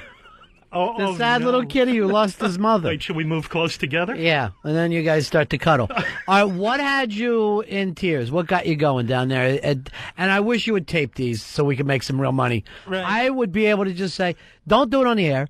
I'll just say, ladies and gentlemen, I have Fez with his psychiatrist, and he breaks down crying. We're selling this for $69.95. And it will be like... I don't know if that would make me smile again. Home Shopping Network. Just the phones are blowing up. Ladies and gentlemen, 8 minutes into this, I hate to tell you, we are all out of Fez crying at the psychiatrist. Now, coming up in a few moments, we'll be selling Fez Has a Breakdown and Dances Nude on Opie and Anthony.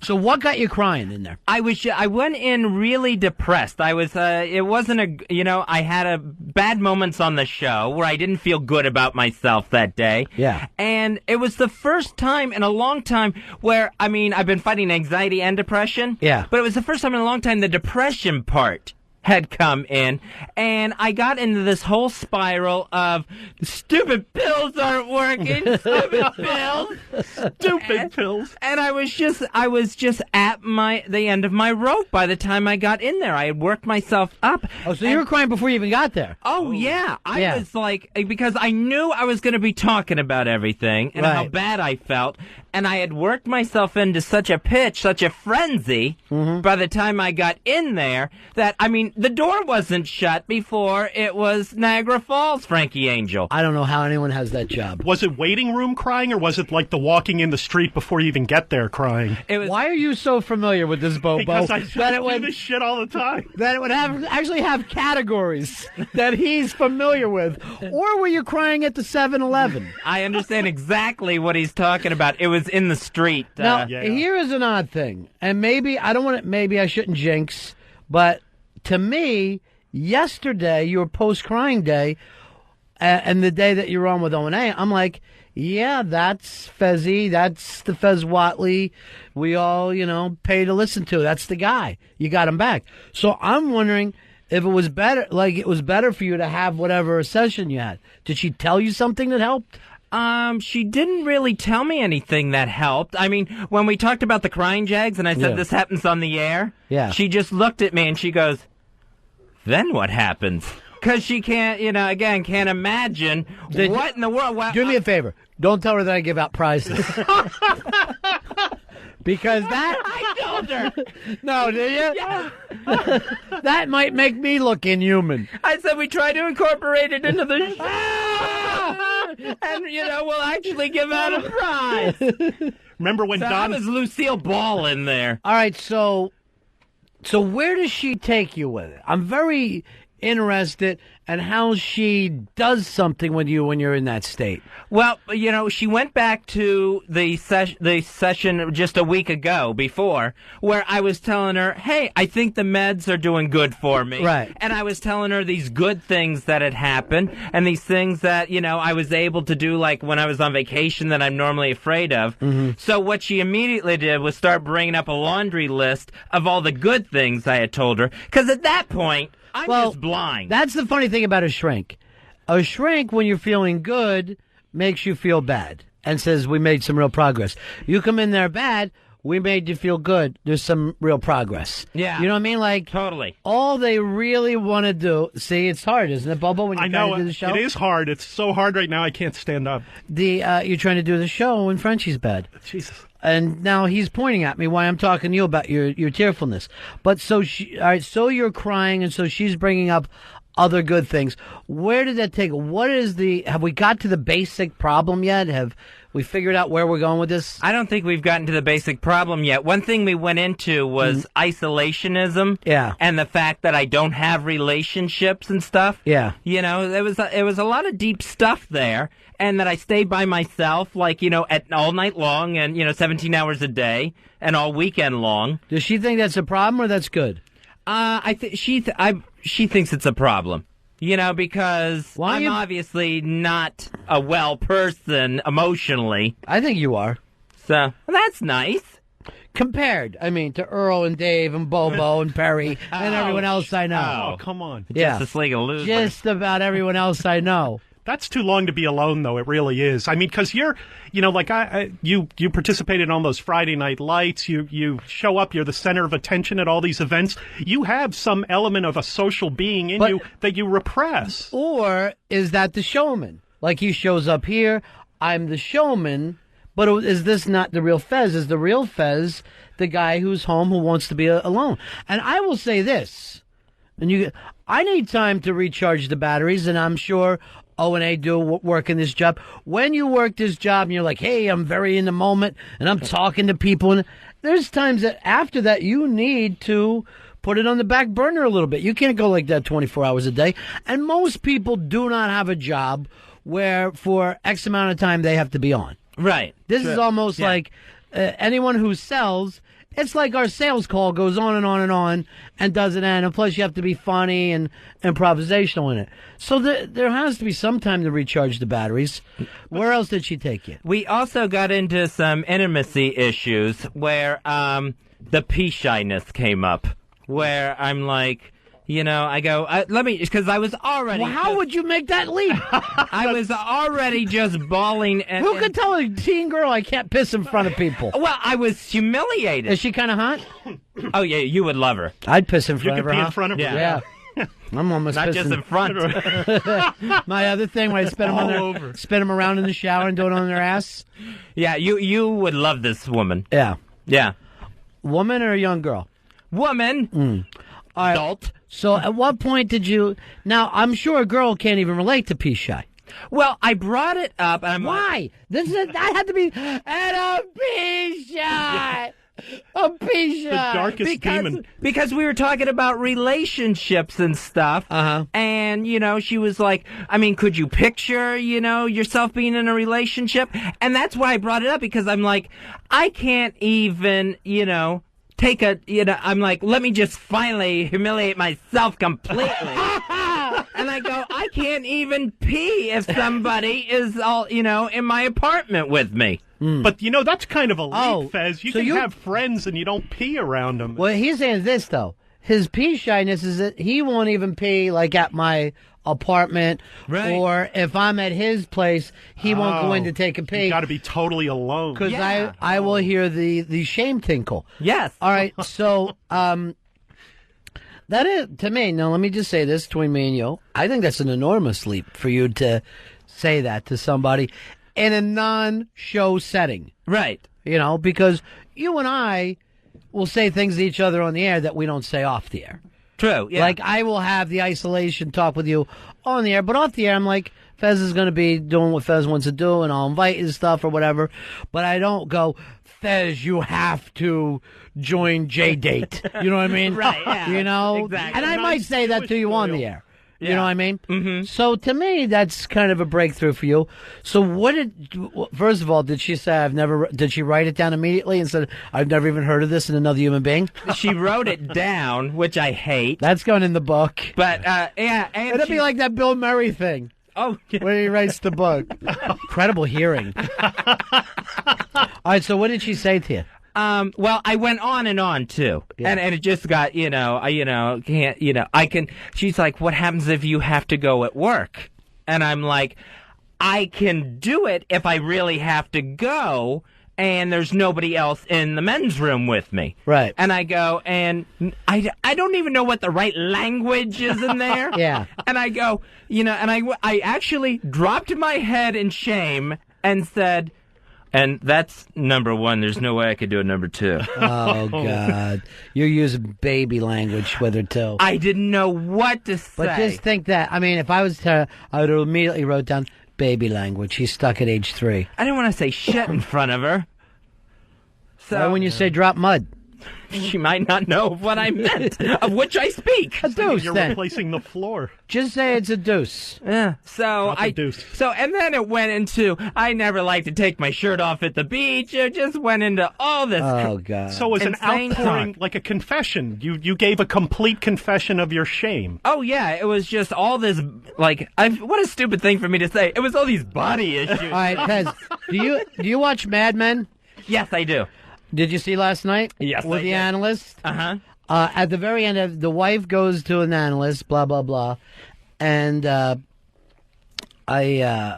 then at the end of the show, the husband gets a phone call. The wife doesn't know this.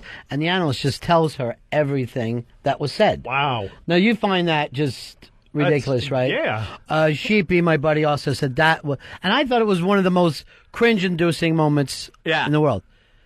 HTG says to me, I see nothing wrong with it. And I think it's a loving thing for a husband to be able to do that for the wife. And then said, and she's serious, this isn't having fun, you and Fez need to do this. This way you'd be able to help him better.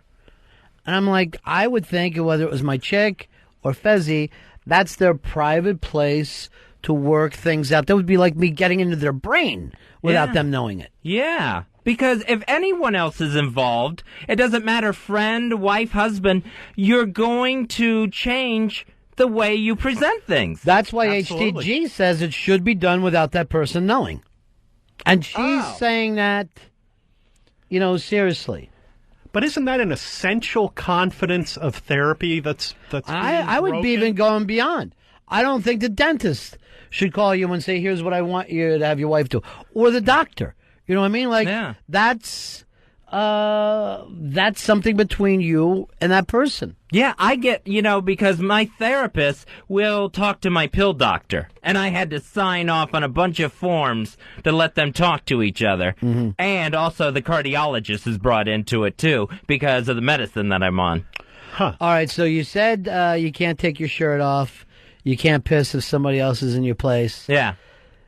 She wasn't able to help you from there? No, all she really said to that was, and it was towards the end, but all she really said to that was, a lot of more people have that than you think. Here's the other thing, too. And this is directed to you from Deb. She goes, how can I help you, Fez, if you only tell me what you want me to know? And that maybe me and the shrink should be working hand in hand to fix you. How is the other person qualified, though? I'm qualified. You've listened. Well, you've listened long enough to know I want to get Fez out of this whole, jam. Kind of carnies and rubes as psychology, or making it an entertainment for the listeners. So I really More should be hanging out that with this DVD woman. sale. Yeah. Maybe all right, get so Mountain Dew to sponsor. All right, let's really get back to you on this one, Fez. Okay. Because this, to me, I know you don't see it as a breakthrough, but I'm very, very excited because, number one, you did that. Number two, I'd say yesterday was one of your best shows in years. But today, you seem like you're off again. And I'm just not saying I'm judging you that way. You judging yourself that way. Oh, yeah. In the early part of the show, you weren't having fun like you were yesterday. Right, yeah. It was like... So maybe you need this every day, extensive. Like Brian Wilson, you've got to shrink with you 24 hours a day. You know what the difference is, though? Pole dancing. I think pole dancing is therapy. Bobo, I don't know whether you're teasing him, but I'm serious. This is a serious time between me and Fez here. Any sort of athletics is going to help. Yeah, burn a little. I don't burn those demons out. I mean, do you feel like you need to dance for men to feel good about yourself, or women? No, I don't think so. That has never crossed my mind. You did such a good job. I love the dance. Though. That video I cherish it. Bobo, please let me work with Fezzy now. This is a very important time that we're doing, and I know it makes you nervous, so you're going to silly Bobo. Right, but this is really something. Fez is having a breakthrough. Well, I do love Fez. So, Bobo, please. Okay. It's really an important thing here. Now, Fezzy. Yes. You see that Bobo's not helping you by trying to bring things silly. Right. We're back to an important time here. You've told the teen psychiatrist that you don't want anyone to see your ninnies or you do number one. Right. What did she tell you to do? She says a lot of people are this way. Yeah. And it's fine? Yeah, she basically told me there's no problem with that. She was telling me that I was normal in this respect. Uh-huh. So she really didn't seem like it was anything to worry about. And and honestly, I didn't say to her, listen, here's what I want to work on, being able to piss in front of people. Right. But I think she was saying this. And this is like my one philosophy, is stop judging some of these dark things, whether they scare you or, you're like embarrassed because of whatever perversion you may have. My thing is to embrace that, Right. And what she's saying to you is, okay, you can't piss in front of people and you don't want to see anyone see your nipples. Is the real problem that you worry about that instead of that you have that? What is really bothering you? The fact that this is the way you are, or the fact that bothers you? Oh, good. Because I think that's what bothers you. Yeah, good call on that, yeah. Yeah. Because here's my thing I always tell you about going over the bridge. It's one thing if you going over a bridge freaked you out and you hated it. But that would only normally be 30 seconds to 2 minutes of your day. you're spending days sometimes thinking about a bridge, you know? Oh, yeah. That's what fucks up your life. That's my point with it. Right, yeah. Totally, with the phobias like that. Yeah. Yeah. Where maybe you'd be just better off screaming for the 2 minutes that you went over the bridge, and you know what I mean? Rather than for you going, I got to be able to go over a bridge. Because this has gone on for as long as I've known you, you're wrestling with the bridge thing. Yeah, because even if I am screaming over the bridge, if I'm not getting over the phobia, I see what you're saying, because at least I'm in the moment on that bridge. Mm-hmm. And that's the source of panic, because I have anxiety attacks and all that stuff, and I was taught that when you go into panic, you focus on the panic. You don't focus on the event or anything else. You focus on the panic and you magnify it. It becomes like a self-generating thing. Oh, shut the fuck up. What? Ryan, what is this? Get rid of fucking Bobo. He's ruining the show. I know he's your friend and everything. It's Oh, he's our friend. Now, what is your Bobo problem? He keeps fucking chiming in. You guys trying to have a conversation, and he's fucking ruining but it. I think you love Fez. I do. I care very deeply about Fez. And I for think a long time. I think you do the I want everything to be okay. Look at me, I'm Bobo. I always have an instrument. I got a beard. Look, everybody. Where Fez is working through this now. Okay. We are going to get. If you listen, what's your therapist's first name? You know what? It's Elsa. All right. What is she, like a big Norwegian? What is going on? I know I'm saying you it just wrong. Totally turned me off there. St. Pauli girl? You would love her. Yeah. I should take a camera phone. Let me guess, because you love her? Is that why?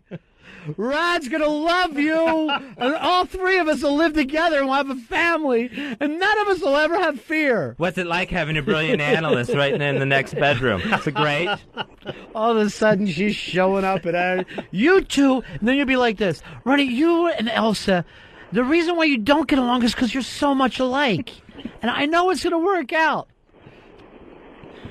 So, Ryan. Yeah. Don't be mean to Bobo. He's our buddy. I know he's your buddy. It was really bringing the show apart there. You were doing real good with Fez. It was going on, and he kept chiming in. And Bobo doesn't get to see us much, and the last thing he wants is discomfort. Okay, I don't want to make him cry or anything. Right. Thank you. Thanks, Ryan. All right, so where were we, Fez? Oh, now and I want you to know this, Bobo. Elsa and I, hand in hand, will make sure that one day Fez will piss on Pal Talk with his nipples sticking out. I know we can get there. I know we can get there. You know what's making me feel crazy right now? Yeah. Is that you're saying my therapist's name. I feel like worlds are colliding. Because that was your safe place? Yeah, exactly. Yeah. All right. And I'll just start to call you Elsa, too. That'll help. All right, so she's saying, now, how do you even feel about her saying, who cares if you can't piss? Does that seem like it's enlightening to you, or does that seem crazy? It actually seems shocking to me when she said it, and she said a lot of people have this, and it's very normal. Mm-hmm. You know, how many times have we done the show where people call up and say, I can't do it either, Fez, or I'm just like Fez? But almost anything that you've ever said, people say, I'm just like you. I think when I finally gave it up to her, when I blurted it out, I was expecting her to say, well, this is a traumatic thing, and here's what you need to focus on to get past it. I was expecting all kinds of advice and actual, Rather than who gives a shit? It's not a big deal. Exactly. Right. And that's what I got. And I'm like, so that was a little hard for me to take in. But you brought up the relationship thing. Are we looking at some kind of a long-term goal for Fez Whatley to be on J-Date? I don't know about J-Date. Yeah. But, I mean, are you saying at some point you would love to be in a relationship? I'm trying to figure that out right now. And I'm like, I want to bring it up to her. This time in therapy, I want to get fixed. I want to get, I want to do the work, so I really want to go in there and get something accomplished, not just, go in and waste time week after week. Would you like to date Lucci? No, I'm not ready to date Lucci. Yeah, that's deep end of the pool. Yeah, that's a little much. Sheepy, where I know you'll dominate. I know you will. I know I would dominate, but I think that's a handful to take on. Sheepy needs a lot of nurturing and stuff. Do you think you would be more comfortable being the nurturer or the nurturee? Probably the nurturee. I would say, well, because it's the role I'm used to. You know, because I've always needed help. You know, right? So you want a mama or a papa? We don't know yet. We just now got to the nipples and pee. Yeah, we just now got to the XM urinals. Looking for someone. ISO. Non-smoker, able to leave apartment when I have to piss. Not into nipples. Hey, do you hate the sound of pissing? Yeah. Would you go outside in the rain if I have to piss? That's when I knew we were meant for each other. PHarmony.com. Yeah. P-less harmony. You know who would be perfect for you is Casey. And unfortunately, she just got married. Man. That's my wife. Yeah, I know. But would you be willing to break up with her to fix Fez? If it would help me? No, I love Fez very much. I mean, maybe he could kiss her. I don't even know why I'm saying that. Nice.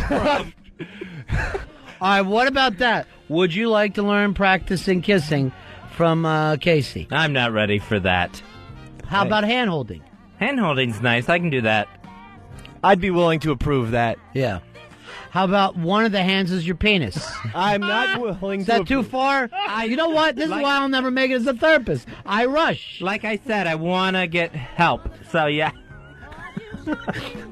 What could be better help, though? All right, did you work on anything else? No, that was about it. And then just some other things that, some back home in Florida. Other people's problems. Other people's problems, right. Exactly. Where I get stuck in the middle. Oh, family fights? Yeah, family fights. Yeah. Yeah. Well, let's guess. Mother? Mother's one of them. Mm-hmm. In this corner, the reigning champion. Mother. You honestly think a lot of your issues are mother issues? Yeah, but you know what? And I try, and you know what? So does the therapist and stuff. And I try to avoid that, because to me, that's reruns. Yeah. Going into therapy. Well, you never fixed it. No, true. Yeah, good point. That is a problem. That you've never have fixed it. So I'm really trying to focus on the here and now while I'm in there for my 50 minutes. But I will... It's only 50? Yeah, you don't get an hour anymore. What it cost you? I go $125. Really? Yeah. You buy a lot of weed with that. That's what's that? A half ounce? What year is this? Oh, that's right. I'm in New York. He remembers 4 fingers for 20. Yeah. And then straight in to see Foghat. I don't want you to be true. There was no I don't want you ukulele in that song. to be true. I don't want you. Sad and blue. I don't want you. All right, so Fezzy, I will say this, and you can tell Elsa, I see some progress. Good. And I would be the last to say so. But yesterday I thought you were amazingly fun, involved. You know, today you might have taken a small step back, but we weren't having those, hey, Fun Fezzy is here again and going crazy like you were yesterday. Yeah. I don't know why that happened. That was every intention. Who cares, though? Yeah. Who cares? Who cares why does it happen? That's Elsa's business. Yeah. When she's not out there milking Norwegian cows. That's for her to work on Wednesdays. That's her Wednesday chore. Is there any way, too, Fezzy, for you to bring a bucket in here and just pee on the air today? Wow. Are you at that point? There is no way I could do that. What if we took off our shirts and rubbed our bellies together? No. No, ukulele man, no. Here's a bucket. That is not happening. And in fact, I've had like 3 bottles of water today. Yeah. From the inferno that we sit in here, Frank's place. And I all of a sudden you mentioned going in a bucket, and there is like not even a twinge of having to go now. Here's what I love about this though. You're doing better. Could I write down some questions about Earl, and you could just at the end just say, "Hey, is he too retarded to fix?" Yeah, and I would present them as problems I'm having. Right. If I feel, that as a black man I'm being persecuted. Could you believe the way he started mumbling and bumbling in front of Wiki yesterday at that dinner? Oh my gosh, it was such a great dinner. We went to Gordon Ramsay's place, London. Fantastic. Nice. It was such a great meal. And we crushed that man's credit card. Oh, yeah. I mean, we literally crushed it. First of all, you can't move in there because people are swinging around and handing you things, and they all but jack you off. Wow. Yeah, they all but jack you off. You have a surgical team around you as your wait staff, not just one person. Wow. Yeah, there's got to be 6 or 7 people paying attention to your table. So it was a fantastic meal. And one thing we like, whatever, some days we have good days with Wiki, some days bad, but we all like to go out and eat with him. Because he likes food, we like food, we're having a ball. We can always have that common ground. Then it was time for Earl to talk, and he literally went, I'm gonna be a better leader, and more assertive. And I'm going, what? Speak up more assertive, better leader. And then the thing that scared him most of all is Wiki said, he goes, things are turning around. It's really coming together. And he goes, okay, I'm going to start coming up more. I'm going to sit down and talk with Dave and Pitsy. No. Don't talk to them. I can talk. I think I can talk to them. And Earl. Yes. When we were walking out there yesterday, when you started talking, I'm like, why aren't you talking like this to other people? Why do you do the crazy talk? Well, in that situation, I didn't want to really... because people were having dinner all around. I didn't want to raise my voice and just be like the one screaming voice in the room. No one asked you to scream. Everybody was talking themselves. We just had to be able to hear you. Well, I'm always kind of low key. I try to be low key anyway, but maybe I just came off that way. Then you can't be the leader. But in that situation, I was for whatever reason, I was consciously thinking, it's like, whatever you do, don't raise your voice to the point where everyone can hear you. Nobody heard you at our table. And you were mumbling and bumbling. And did you see him with the water glass? Did you notice that? He almost crushed a water glass. He started holding it. He started Both clinging hands. to this thing and almost juggling with it like it was a security blanket. That thing was so marked with fingerprints by the time it was done. I'm sure they'll never use it again at the restaurant. Yes, I was holding a water glass. I was taking on a scale of 1 to 10, how do you think you did? 6. No way. No way were you a 6. Did Earl do his newest twitch, which is typing on his right shoulder, or his left shoulder with his right hand? I didn't notice. Most of the time he stayed quiet. Luckily for him, Wiki had other problems that he kept trying to deal with. But when it was all the focus on Earl, he melted. I had my suspicions because he came in today and apparently was here for half an hour and didn't come back. It wasn't a half an hour. I got in 5 5 minutes before you saw me, Dave. Why can't you talk to the guys? That was one of the things. You're supposed to go in and talk to the guys. I walked in today. I noticed. I forgot that O&A were off today. So I had to call ECC to test the audio, and that's all I did. I walked in, I made a phone call, and Dave saw me. He's like, "Why didn't you say hello?" I said, "I just got here." And one of the things that came up, do you have the respect of Pitsy and Dave? No. And he said, I don't know. We've told that to you to your face. Just the day before. Yeah, in our epic post meetings that are totally 100% concentrated on one thing. Earl Douglas. That came up the other day with all of us. We're going, we're trying to, put together a new thing. And why are we always talking about Earl? But this was also good. Earl says this. I said the word system, right? So a minute after that, Earl goes like this. It's going to be a new system. And it's going to be a system that everyone will be able to be on the system of the system. And that system. So I'm fucking staring at him. I'm glaring at him, going, why are you doing this? And I go, and what will that system be, Earl? And he goes like this. I don't know. He drops his head down on the table. System of a Down syndrome. Yeah. He just picks up on one key word from Ron system. System of the system. But if it keeps getting drilled in my head about, it's like, you need to develop a system. I was fucking drilling that in your head? Not you in particular. But it just seemed to be the one thing that How would you develop a system, Earl? Do you have any ideas? I have some ideas. I haven't written them down yet. But I haven't. The meeting was 3 days ago. And how long do you know you've been on the bubble here? I know I've been on the bubble for a while, but why wouldn't you write down one idea of the system? I'm one of those people where I formulate thoughts and then I put everything down at once. How much time do you have, Earl, before this is over? It's like I'm going to work on it through the weekend. All right, Monday? So Monday on the air, you will tell us the new system. Well, one of the things that came out was that Don said, "Hey, make sure you have something by, end of Sunday." He said, "Make sure have something to look at on Sunday night." I was like, "Fine." All right, so you'll announce that on the air on Monday too. We will hear the system. No, not the system. He gave me. It's so vague. It's the system created by Earl. I mean, that's one of the things I really get frustrated with, to the point where I can't even speak, because I always feel as though I'm, and this has been all my life. I've always been picked on, and then when you try to explain yourself. Do I look like Elsie? Am I in? Elsa. Elsie.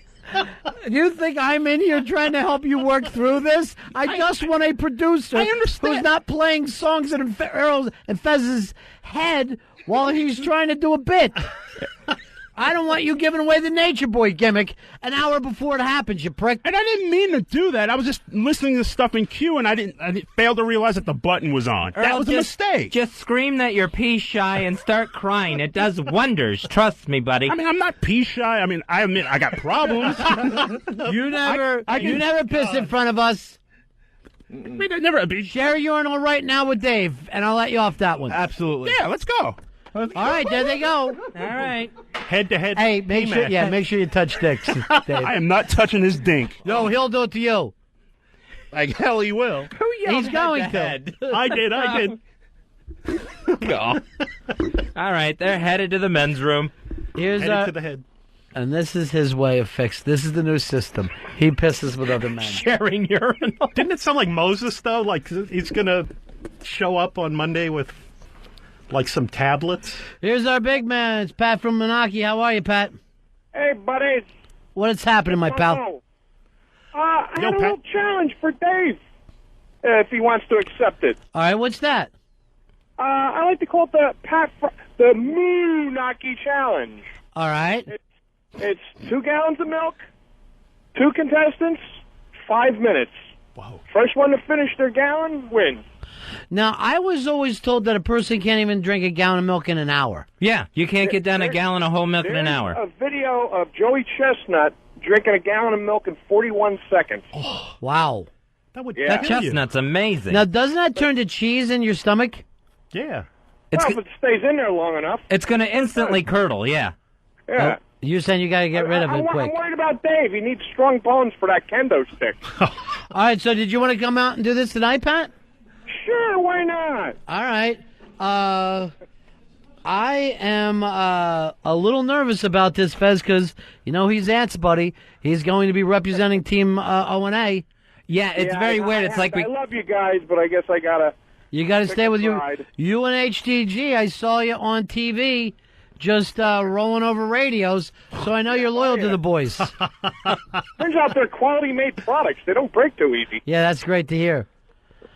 All right, hold on, Pat. We'll work this out. Wow. All right, Pat from Menaki trying to infiltrate tonight at the VIP Club, West 20th Street in Manhattan. We're going to be hanging out there 10 o'clock tonight. Come on out. We're going to make sure everybody gets in free with your VIP club cards. And we've got $1,000. VIP Club calls it funny money. $1,000 worth of lap dances. All right, we do have Dave and Earl in the bathroom right now. How are you, David? Good. We're doing good. We're standing here at a urinal together. All right. And someone walked in, but we're going to go. It doesn't matter who walked in. All right. Please undo your thing. Well, Ron, he's completely hogging the urinal. All right, you've got to give him room, Earl. Talk to him. Yeah. No weird. Earl, you can't start until I say so. All right. All right, so let me know when you're both out. I'm out. Are you out there? Yeah, I'm out. I'm out too. But he will not let me get into the urinal. Earl, you got to turn sideways. Okay. Earl, turn sideways. Let's go. Well, if I turn sideways, I'll pee on the guy. Yes. It's got to be face to face and then you turn. We have to go face to face. I'm on the radio. What is... What's that? His thing touched my thing. Nice. Oh! Put Earl on. This and I Earl. Have to say, I think he even had a little pee on his. Oh, pre-pee. Earl, let me talk to Earl. All right, here, Earl. Earl. Yeah. You Mo's just slap dinks? I'm sorry, I can hear you. You Mo's just slap dinks? Like he tried to touch me. Did both of yours touch each other? There was a slight cross. Slight is all it takes. All right, hold on. Put Dave back on. Everyone's having a breakthrough. Yeah. Yeah. Dave, lean right into him. Okay, hold on. Yeah. Okay, Earl, just be calm and we'll just get this done. What do you do? Get away from me. Get away. Get. Come on. Just feel the pain. No, I'm not feeling nothing. Feel powerless. Okay, he just freaked out. He totally pushed me away in the crotch area. All right, then he lost. You're the big winner, Dave. Now, Dave, you didn't hear this because you're in the bathroom. Pat from Menaki calls and wants to do the milk challenge against you. The milk challenge? Oh, I would love to do that. Yeah. If it's possible. I don't know if it's allowed, but if it's possible, sure. All right, well, Pat is showing up tonight. Hey, we'll take a break. We're right back with Board Gossip. Ron and Fez Show. Ronnie B. Fez W. The Ron and Fez Show.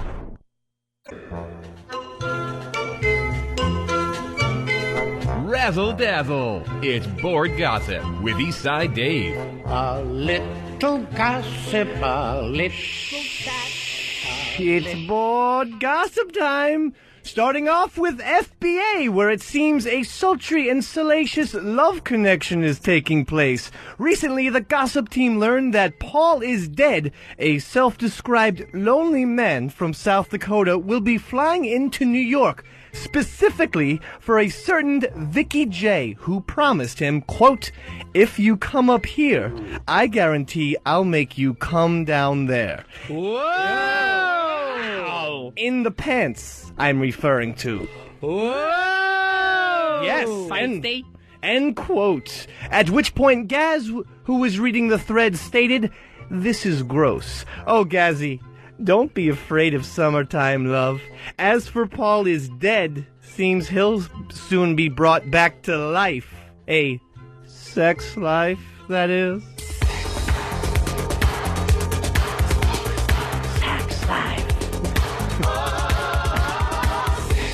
Doesn't he know where Nora lives? I don't know. Look into that. We shall. One of the spies will contact Nora.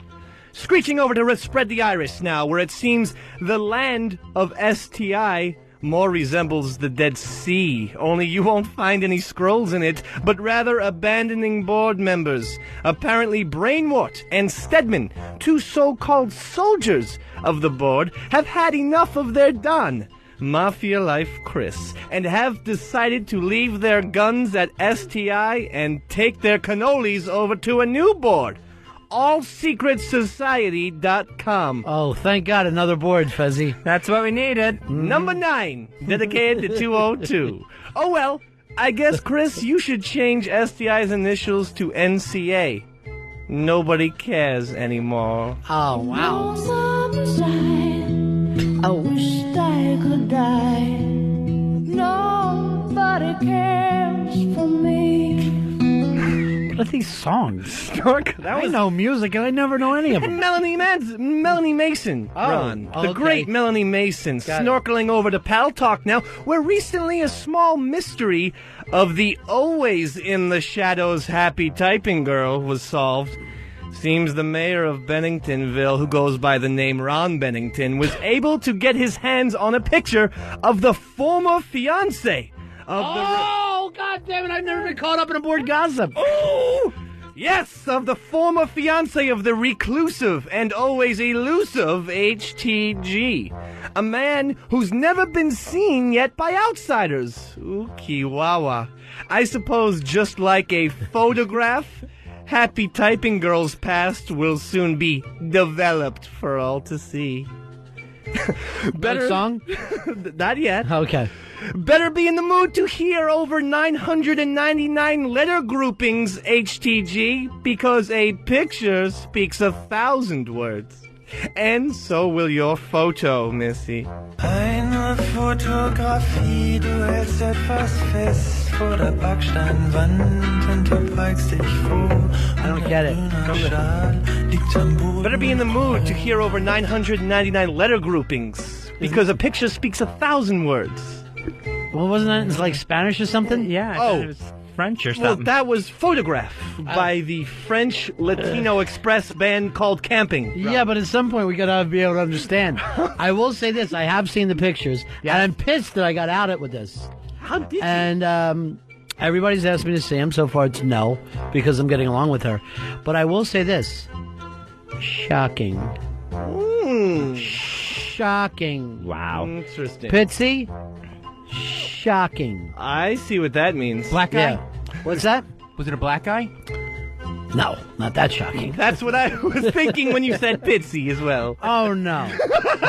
No. Because if there's one member of the Ron and Fez show. Yeah. Normally, I've seen it with black guys debating against them. You shut up. You shut up. Yeah. But yes, I have seen the picture. Shocking. Fascinating. Yeah. Perhaps I'll have my 15 minutes of fame. Ooh. Enough of Hoogly. Who can it be now? Who can it be now? What executive producer for the Ron and Fez show was caught by intern Nico on Wednesday watching Judge Joe Brown at 2 o'clock? The same time the Ron and Fez radio program is on the air. Yes. And I can't tell you who this pro-peanut anti-colors producer is, only that his favorite word is And Judge Joe Brown would find him guilty for contempt of producing. I wonder, who could it be? What are you watching during the show? I have no idea what he is talking about. Zero. Nico, come on in. He's a newly appointed gossip spy. Yeah, every time I see Earl, he's always with his feet up and pen in mouth, and then he's watching Judge Joe Brown. During the show. I don't even know who he is. Your favorite show on TV. It's not my favorite show on TV. Why don't you come back in here and rub your junk all over Dave again like you did earlier? Sick bastard. He's the guy that got your dad out of those Grand Theft Auto charges? 4. No. Grand Theft Auto 4. And for the record, Earl leaned into me at the urinal. Horseshit. Not the other way around. This is the guy. Earl, you leaned in? No, not at all. Then how did you two peckers touch? It is not one of my greatest moments seeing any part of him naked, but not me. Somebody tells me that Earl had a semi. Oh, yes. I was limp as a noodle. It did not turn me on Well, at then, all. may I congratulate you on your flaccid big penis. I'm sorry, but he is gifted with one thing, apparently, gossip fans. I'm sorry, uncut. Dave, you don't turn me on at all. Uncut? Uncut as well. And Ron. uncensored. Like, Unmasked. Leaning into French bread. Like a baguette. Sick bastard. Oh, Earl. You sick fuck. Oh, Earl. And now for old friends. Old friends.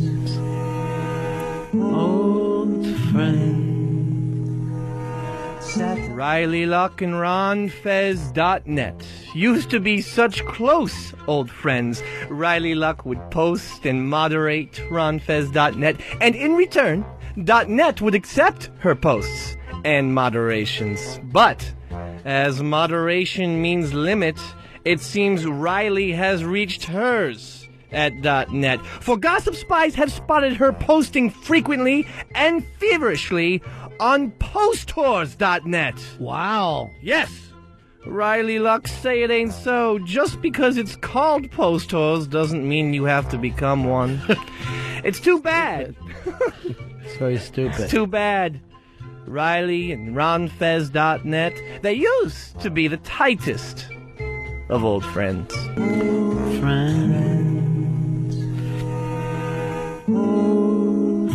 Hey, Gossip Spy, look what Dugout Doug just sent me. Yes, that was going to be an exclusive. Oh, that's also going to Well, it seems that's today's Bold Gossip. No, you can have it. No, I'm not going to ruin it. And a new Bold Gossip exclusive seems Dugout Doug has now posted a picture of an HTG upskirt photo on FBA, which can be found at the Ron and Fez forum under the thread title, HTG Real Upskirt Photo. Wow. That's a Bold Gossip breaking news exclusive, and that is today's Bold Gossip. And remember, we're always watching.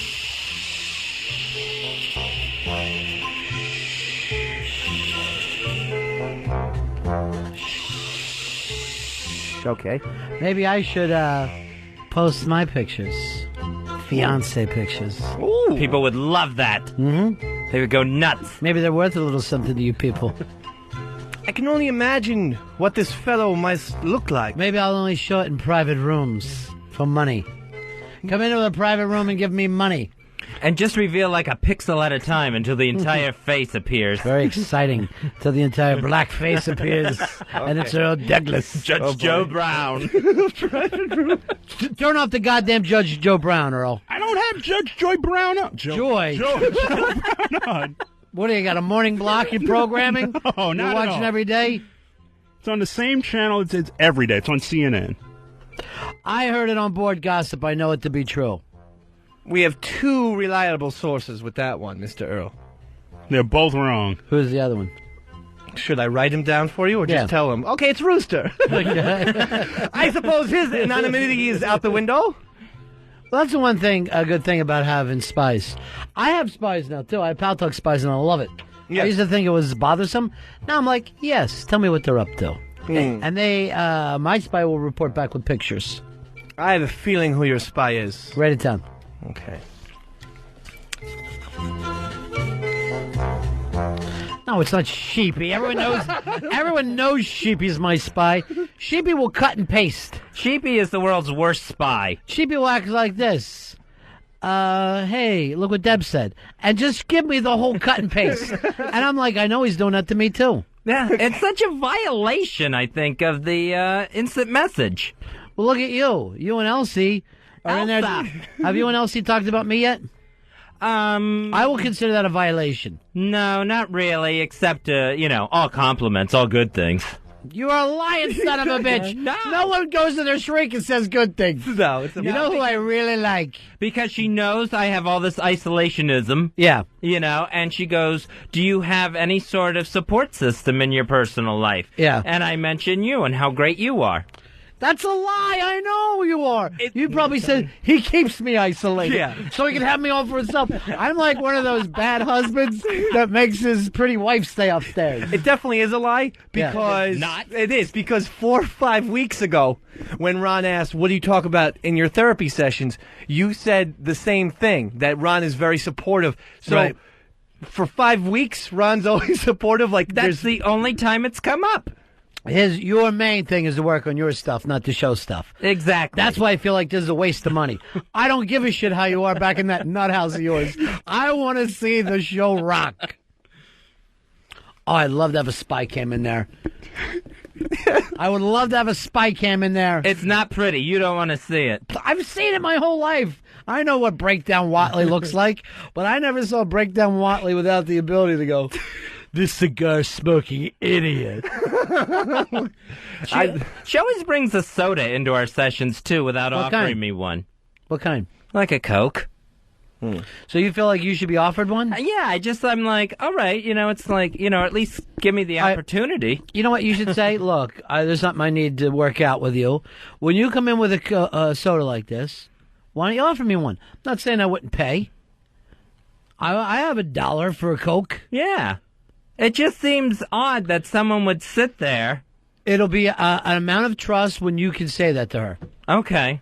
And say, look, I want this to be the place where everything's out in the open. And because if you don't do this now, all the other stuff. Why you got a stupid name like Elsie? That's a fucking cow's Elsa. name.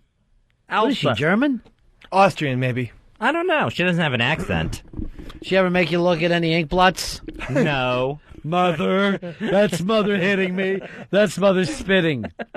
The bad girl in Indiana Jones in The Last Crusade's name was Elsa. I don't know why I like the term bad girl. I mean, if I hear the term bad girl, Yeah. I love it. Well, she was the woman, and she was definitely the villain, so I just always call them bad girls. That's all you do, really? Yeah, well, I mean, you call the male villain, he's the bad guy. Darth Vader's the bad guy of Empire Strikes Back. Elsa's the bad girl of Last Crusade. Yeah, but bad girls get spanked. Maybe she also got spanked, I'm just saying. Yeah. Bad girl just sounds naughty, not completely You're evil. naughty. Not just You're evil. naughty. You get in here, bad girl. You're a bad girl. That was the film's naughty antagonist, Elsa. I think it was also the lion in Born Free. Oh. God, how old are you? Did you remember Born Free from 1961? Born Free. Was that Andy Williams? Who sang Born Free? Oh, all right, I just got the big thumbs up from Bobo. The only person who knows about music since Earl stopped paying attention to music and start rubbing dicks together. Our buddy Carter has a record label, and he's got a new band called Don the Reader. And supposedly they're pretty heavy, Earl?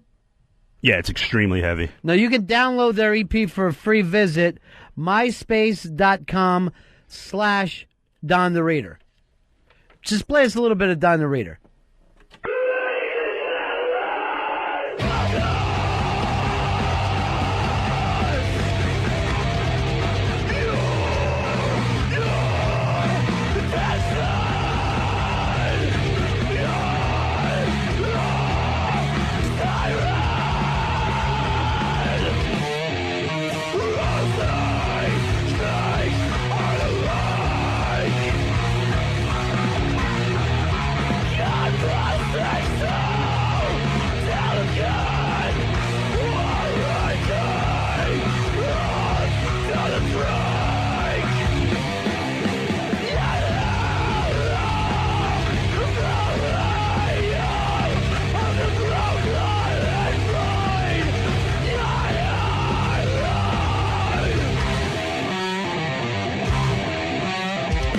Fezzy, I love it. Don the Reader. That song's called The Reader. Well, you got that out of the lyrics, obviously. myspace.com/Don the Reader. You can pick up, download their EP for a free visit. myspace.com/Don the Reader. Now, Carter is the young guy who started ronfez.net years ago, and then he sold it off to the other guys as he went and started his own record label. Terrific kid. Yeah, he knows a lot about rock, indie rock, and everything, and doing his own thing. What were you thinking of Don the Reader? I liked Don the Reader. I love the energy. Yeah. I thought it was powerful. It's something I could listen to on my iPod. Something I'd be willing to put. Why don't you go download? myspace.com/Don the Reader. I'm going to do that after the show. Fez, is this something you'll be downloading? Oh, yeah. You like it? That surprised me. Oh, yeah. I know you're normally, I know your taste of music. Sure. R.E.M. and Petty. Yeah. I didn't think you'd be a Don the Reader fan. It captured me. Yeah. Yeah, it really got a hold of me. Don the Reader, big fan. All right, let's play a little more there, Don the Reader.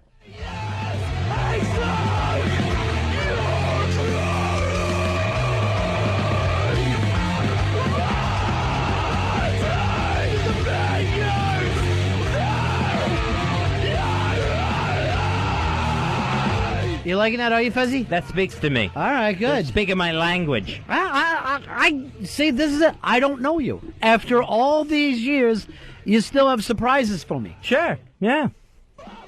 Don the Reader tat for you, maybe? Oh, man. Let me see how the EP does. Yeah. Yeah, first. Yeah, that's true. Yeah, before I go completely nuts. I want to be a fan. I don't want to be fanatical. Smart. Because you don't want to be like me, stuck with this old JoJo gun tattoo. Only Bobo laughs. And I did it because Bobo's at the door. MySpace.com/Don the Reader. Earl, give us a little bit of Run, Run, Run, would you, by the great JoJo Gunn?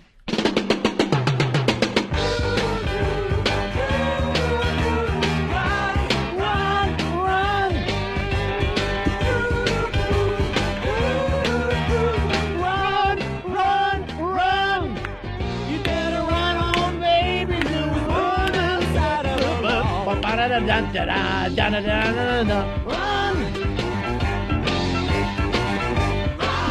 There we go. Oh, that's the awesome part. Yeah. You don't want to be stuck with this tattoo, Fez. No, I would feel silly. But you want Don the Reader. Don the Reader, that's the tat I want. And am I crazy? Does Don the Reader sound just like JoJo Gunn right now? Oh, yeah. Yeah. Yeah, All right, let's hear a little bit of both. Because I'm wondering if Don the Reader's ripping off JoJo Gunn. I'm not a musician. Not bad. Let's take a listen. All right, here's Don the Reader. Yeah.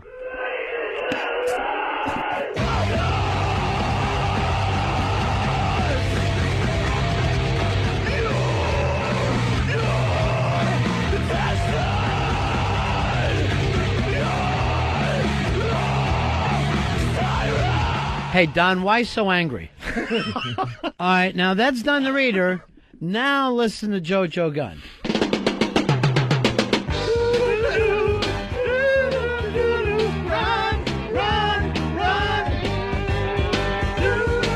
Who was JoJo Gunn a offshoot of?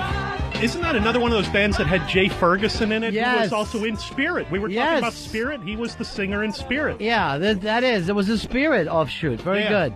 All right, now which is which, Fezzy? All right, this is Don the Reader? No! That's JoJo Gunn. All right, then who's this? Yeah. That's JoJo Gunn.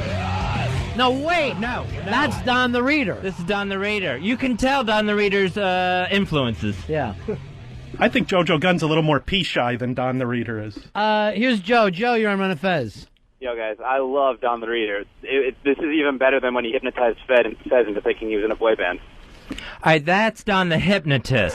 That's a completely different band. By the way, a lot of people want to get the Hypnotist show back in work. Want to make that happen. Bobo, I want you in the next Hypnosis show, too. Cool. I've actually been hypnotized a couple times on TV recently, and it worked good. You know what hypnotizes me? What's that? JoJo Gunn.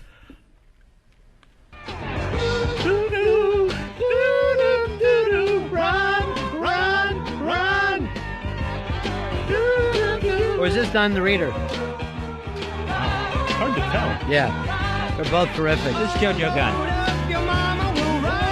Load up your mama.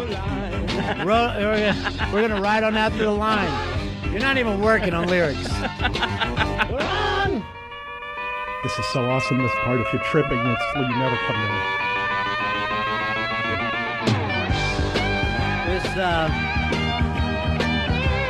This is, of course, JoJo Gunn. Coming up next, we got Frampton's Camel and the Edgar Winter group from They Only Come Out at Night.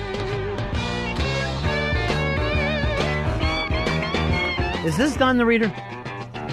Is it? From the MySpace EP? I don't know anymore. Don't ask me. Get them confused. Well, good luck with that, Carter. I think you're going to take JoJo Gunn places. I'd love to meet Jay Ferguson. What's his story now? After JoJo Gunn, he was one of those early 70s, like, mellow singers. I think his hit was, like, Wildfire or something. That's one of your favorites, Fez. Oh, yeah. Yeah. Earl, take the music down a little bit, like you're a person. You hear human beings talking. Why are we screaming like we're in a bad nightclub in 73? I like Wildfire! I know, Fez, the music is already down. So he sang Wildfire. I'm pretty sure that's a song. He was one of those, like, mellow gold kind of guys, I think that was who his did the hit. whole Baker Street gimmick? Because they all run together on. Yeah, I know. And then who was right on the tip of my then tongue. who was out on Thunder Island? They all on Thunder. Yeah, they all run together. That might be Jay Ferguson. They're all Jay those Ferguson. Guys, they all had really long hair. And Jay Ferguson had 140 hits. They had those huge mustaches like David Crosby where you can't drink milk because the mustache is completely over your mouth. I love those. I know they are. Yeah, but that They're doesn't awesome. milk you like dripping. Who's this? Earl. This is Thunder Island by Jay Ferguson. All right, there you go. Okay. Earlier from JoJo Gunn and you can't get better than this. What are you talking about? This is Don the Reader, myspace.com/Don the Reader. They're a little bit heavy. It is heavy. Yeah, it's heavy. Boy, they're calling on death. You get a free download there. This makes me feel like my parents rented a cottage for a week. Out in Nantucket? Yeah. No, we didn't go there. We were down in Chesapeake. Okay. One of them swamp cottages. Yeah, we're fucking Eastern Shore. Mommy, there's a leech on me. Oh, this is hideous, Earl. I think it's kind of... Who is this anyway? This is Jay Ferguson. Oh, okay. Here's David. David, you're on Ron and Fez. Hey, buddy. Yeah. Michael Martin Murphy did Wildfire. All right. Jay Ferguson did Bobo's. Thunder Island. And who did thank you for being a friend? Thank you. Andrew Gold? Andrew Gold. See, I get them all confused. All right, big-ass prize closet for you. But thank you for being a friend. Put that on, Earl. Put on and see if you can tell the difference between that and Thunder Island there. Thank you for being... Fez, you remember this from Golden Girls. Yeah. Now I miss Dorothy and Rose and Blanche. They're all dead, aren't they? Don't forget about Mama. This would be a good Fez Watley theme song. Thank you. Could you sing this tonight? Why don't you dance to this? I don't think I can dance to this. I'm telling you this right now. Tonight you're dancing on stage. Yes. If a nutsack pops out, I will walk away, put it in Wikipedia. The reason why he left the show is his partner's nutsack popped. I can't control what happens on stage. Invited everyone you knew. You would see the biggest gift would be from me, and a card attached. Wow, that got bad, guys. Let's stop. Bring it down. You know, if we were singing along, it's one thing, but fucking howling cats, we cannot have that on the radio. Here's Brian. Brian, you're on Ron and Fez.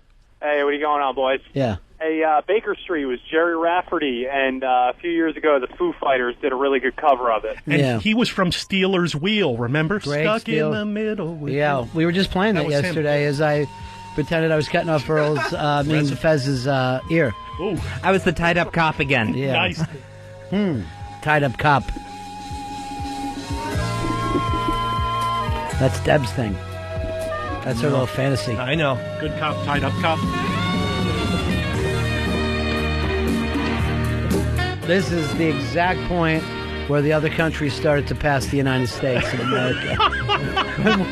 when we knew the Republic was over. Fucking Nixon was going, what happened? I cannot keep it together. Yeah. I like Jay Ferguson. There's actually a bar on my street called Baker Street. Really? And you know, it's on fucking First Street in New York. It's on First Avenue. So what is this about? All right, stop it, Earl. You're killing me. Seriously, you're fucking... It's like you're going out of your way to destroy me today.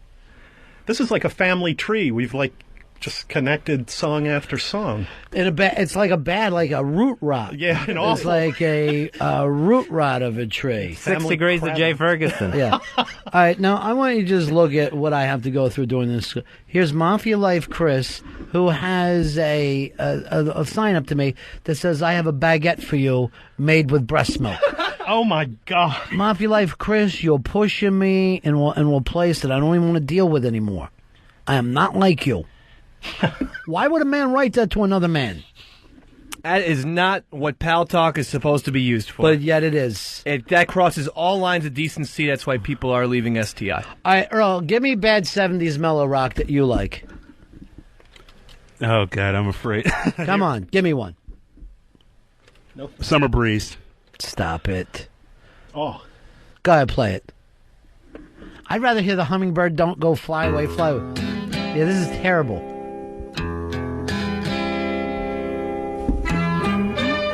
This is Seals and Crofts, right? Yeah. Now, Dash Crofts was the saxophone player in the Champs that did Tequila. Here's the weird thing. Love Seals, hate a Croft. I don't know what it is. Whenever I see a partnership, love one, hate the other. This sounds like Deb's iPod. This entire thing we're doing. Stop it, Earl. You're killing me. I'd rather hear America. Remember America? They had giant amounts of hits. Yeah, well, Horse Terrible. with No Name is considered to be like a Neil Young ripoff. They say You it was a think? big hit. Yeah. You think it's a little? Boy, do I mean, feel first, stupid now. the guy doesn't even sound like. I mean, in his real life he doesn't, but then he sings a song on the first part. Excuse me, you remind me of somebody there. Chris, save that baguette for me. This is. Oh, you're disgusting, you two. You and Chris are disgusting. Get a room. Yeah. They should get a room. Chat room. Yeah. Get a chat. All right, Deb's big thing is bread. She loves bread. Oh, they're great. Really? Do you think so? Yeah. Hideous. David Gates. Yeah. God, let's hear a little bread, Earl. Boy, the 70s, it seems like we just like little melodies and bad lyrics. The only good thing about the 70s was the soul music, really. Love music 70s was- soul. You sheltered me from harm. Seriously, this is a man who needs a bullet. Why would? How could this become a hit? It's like everything from that time, though. It's like this. All right, well, give me some Three Dog Night. Everyone's singing under a tree. Yeah. Yeah. You know? Yeah, they're under trees, yeah, with no shoes on. No one had fucking shoes.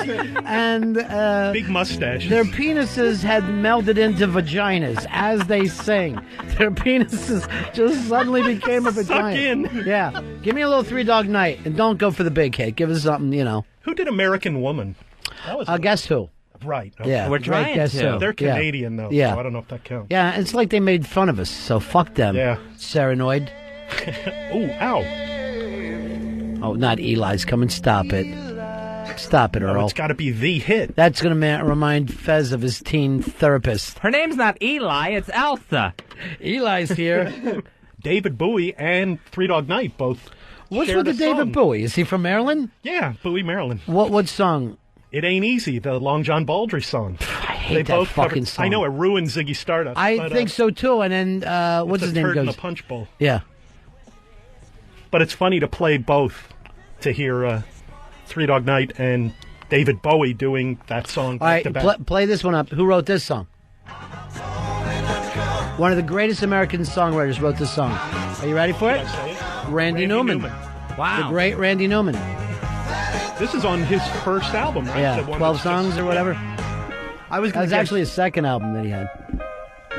I love Randy Newman. Yeah.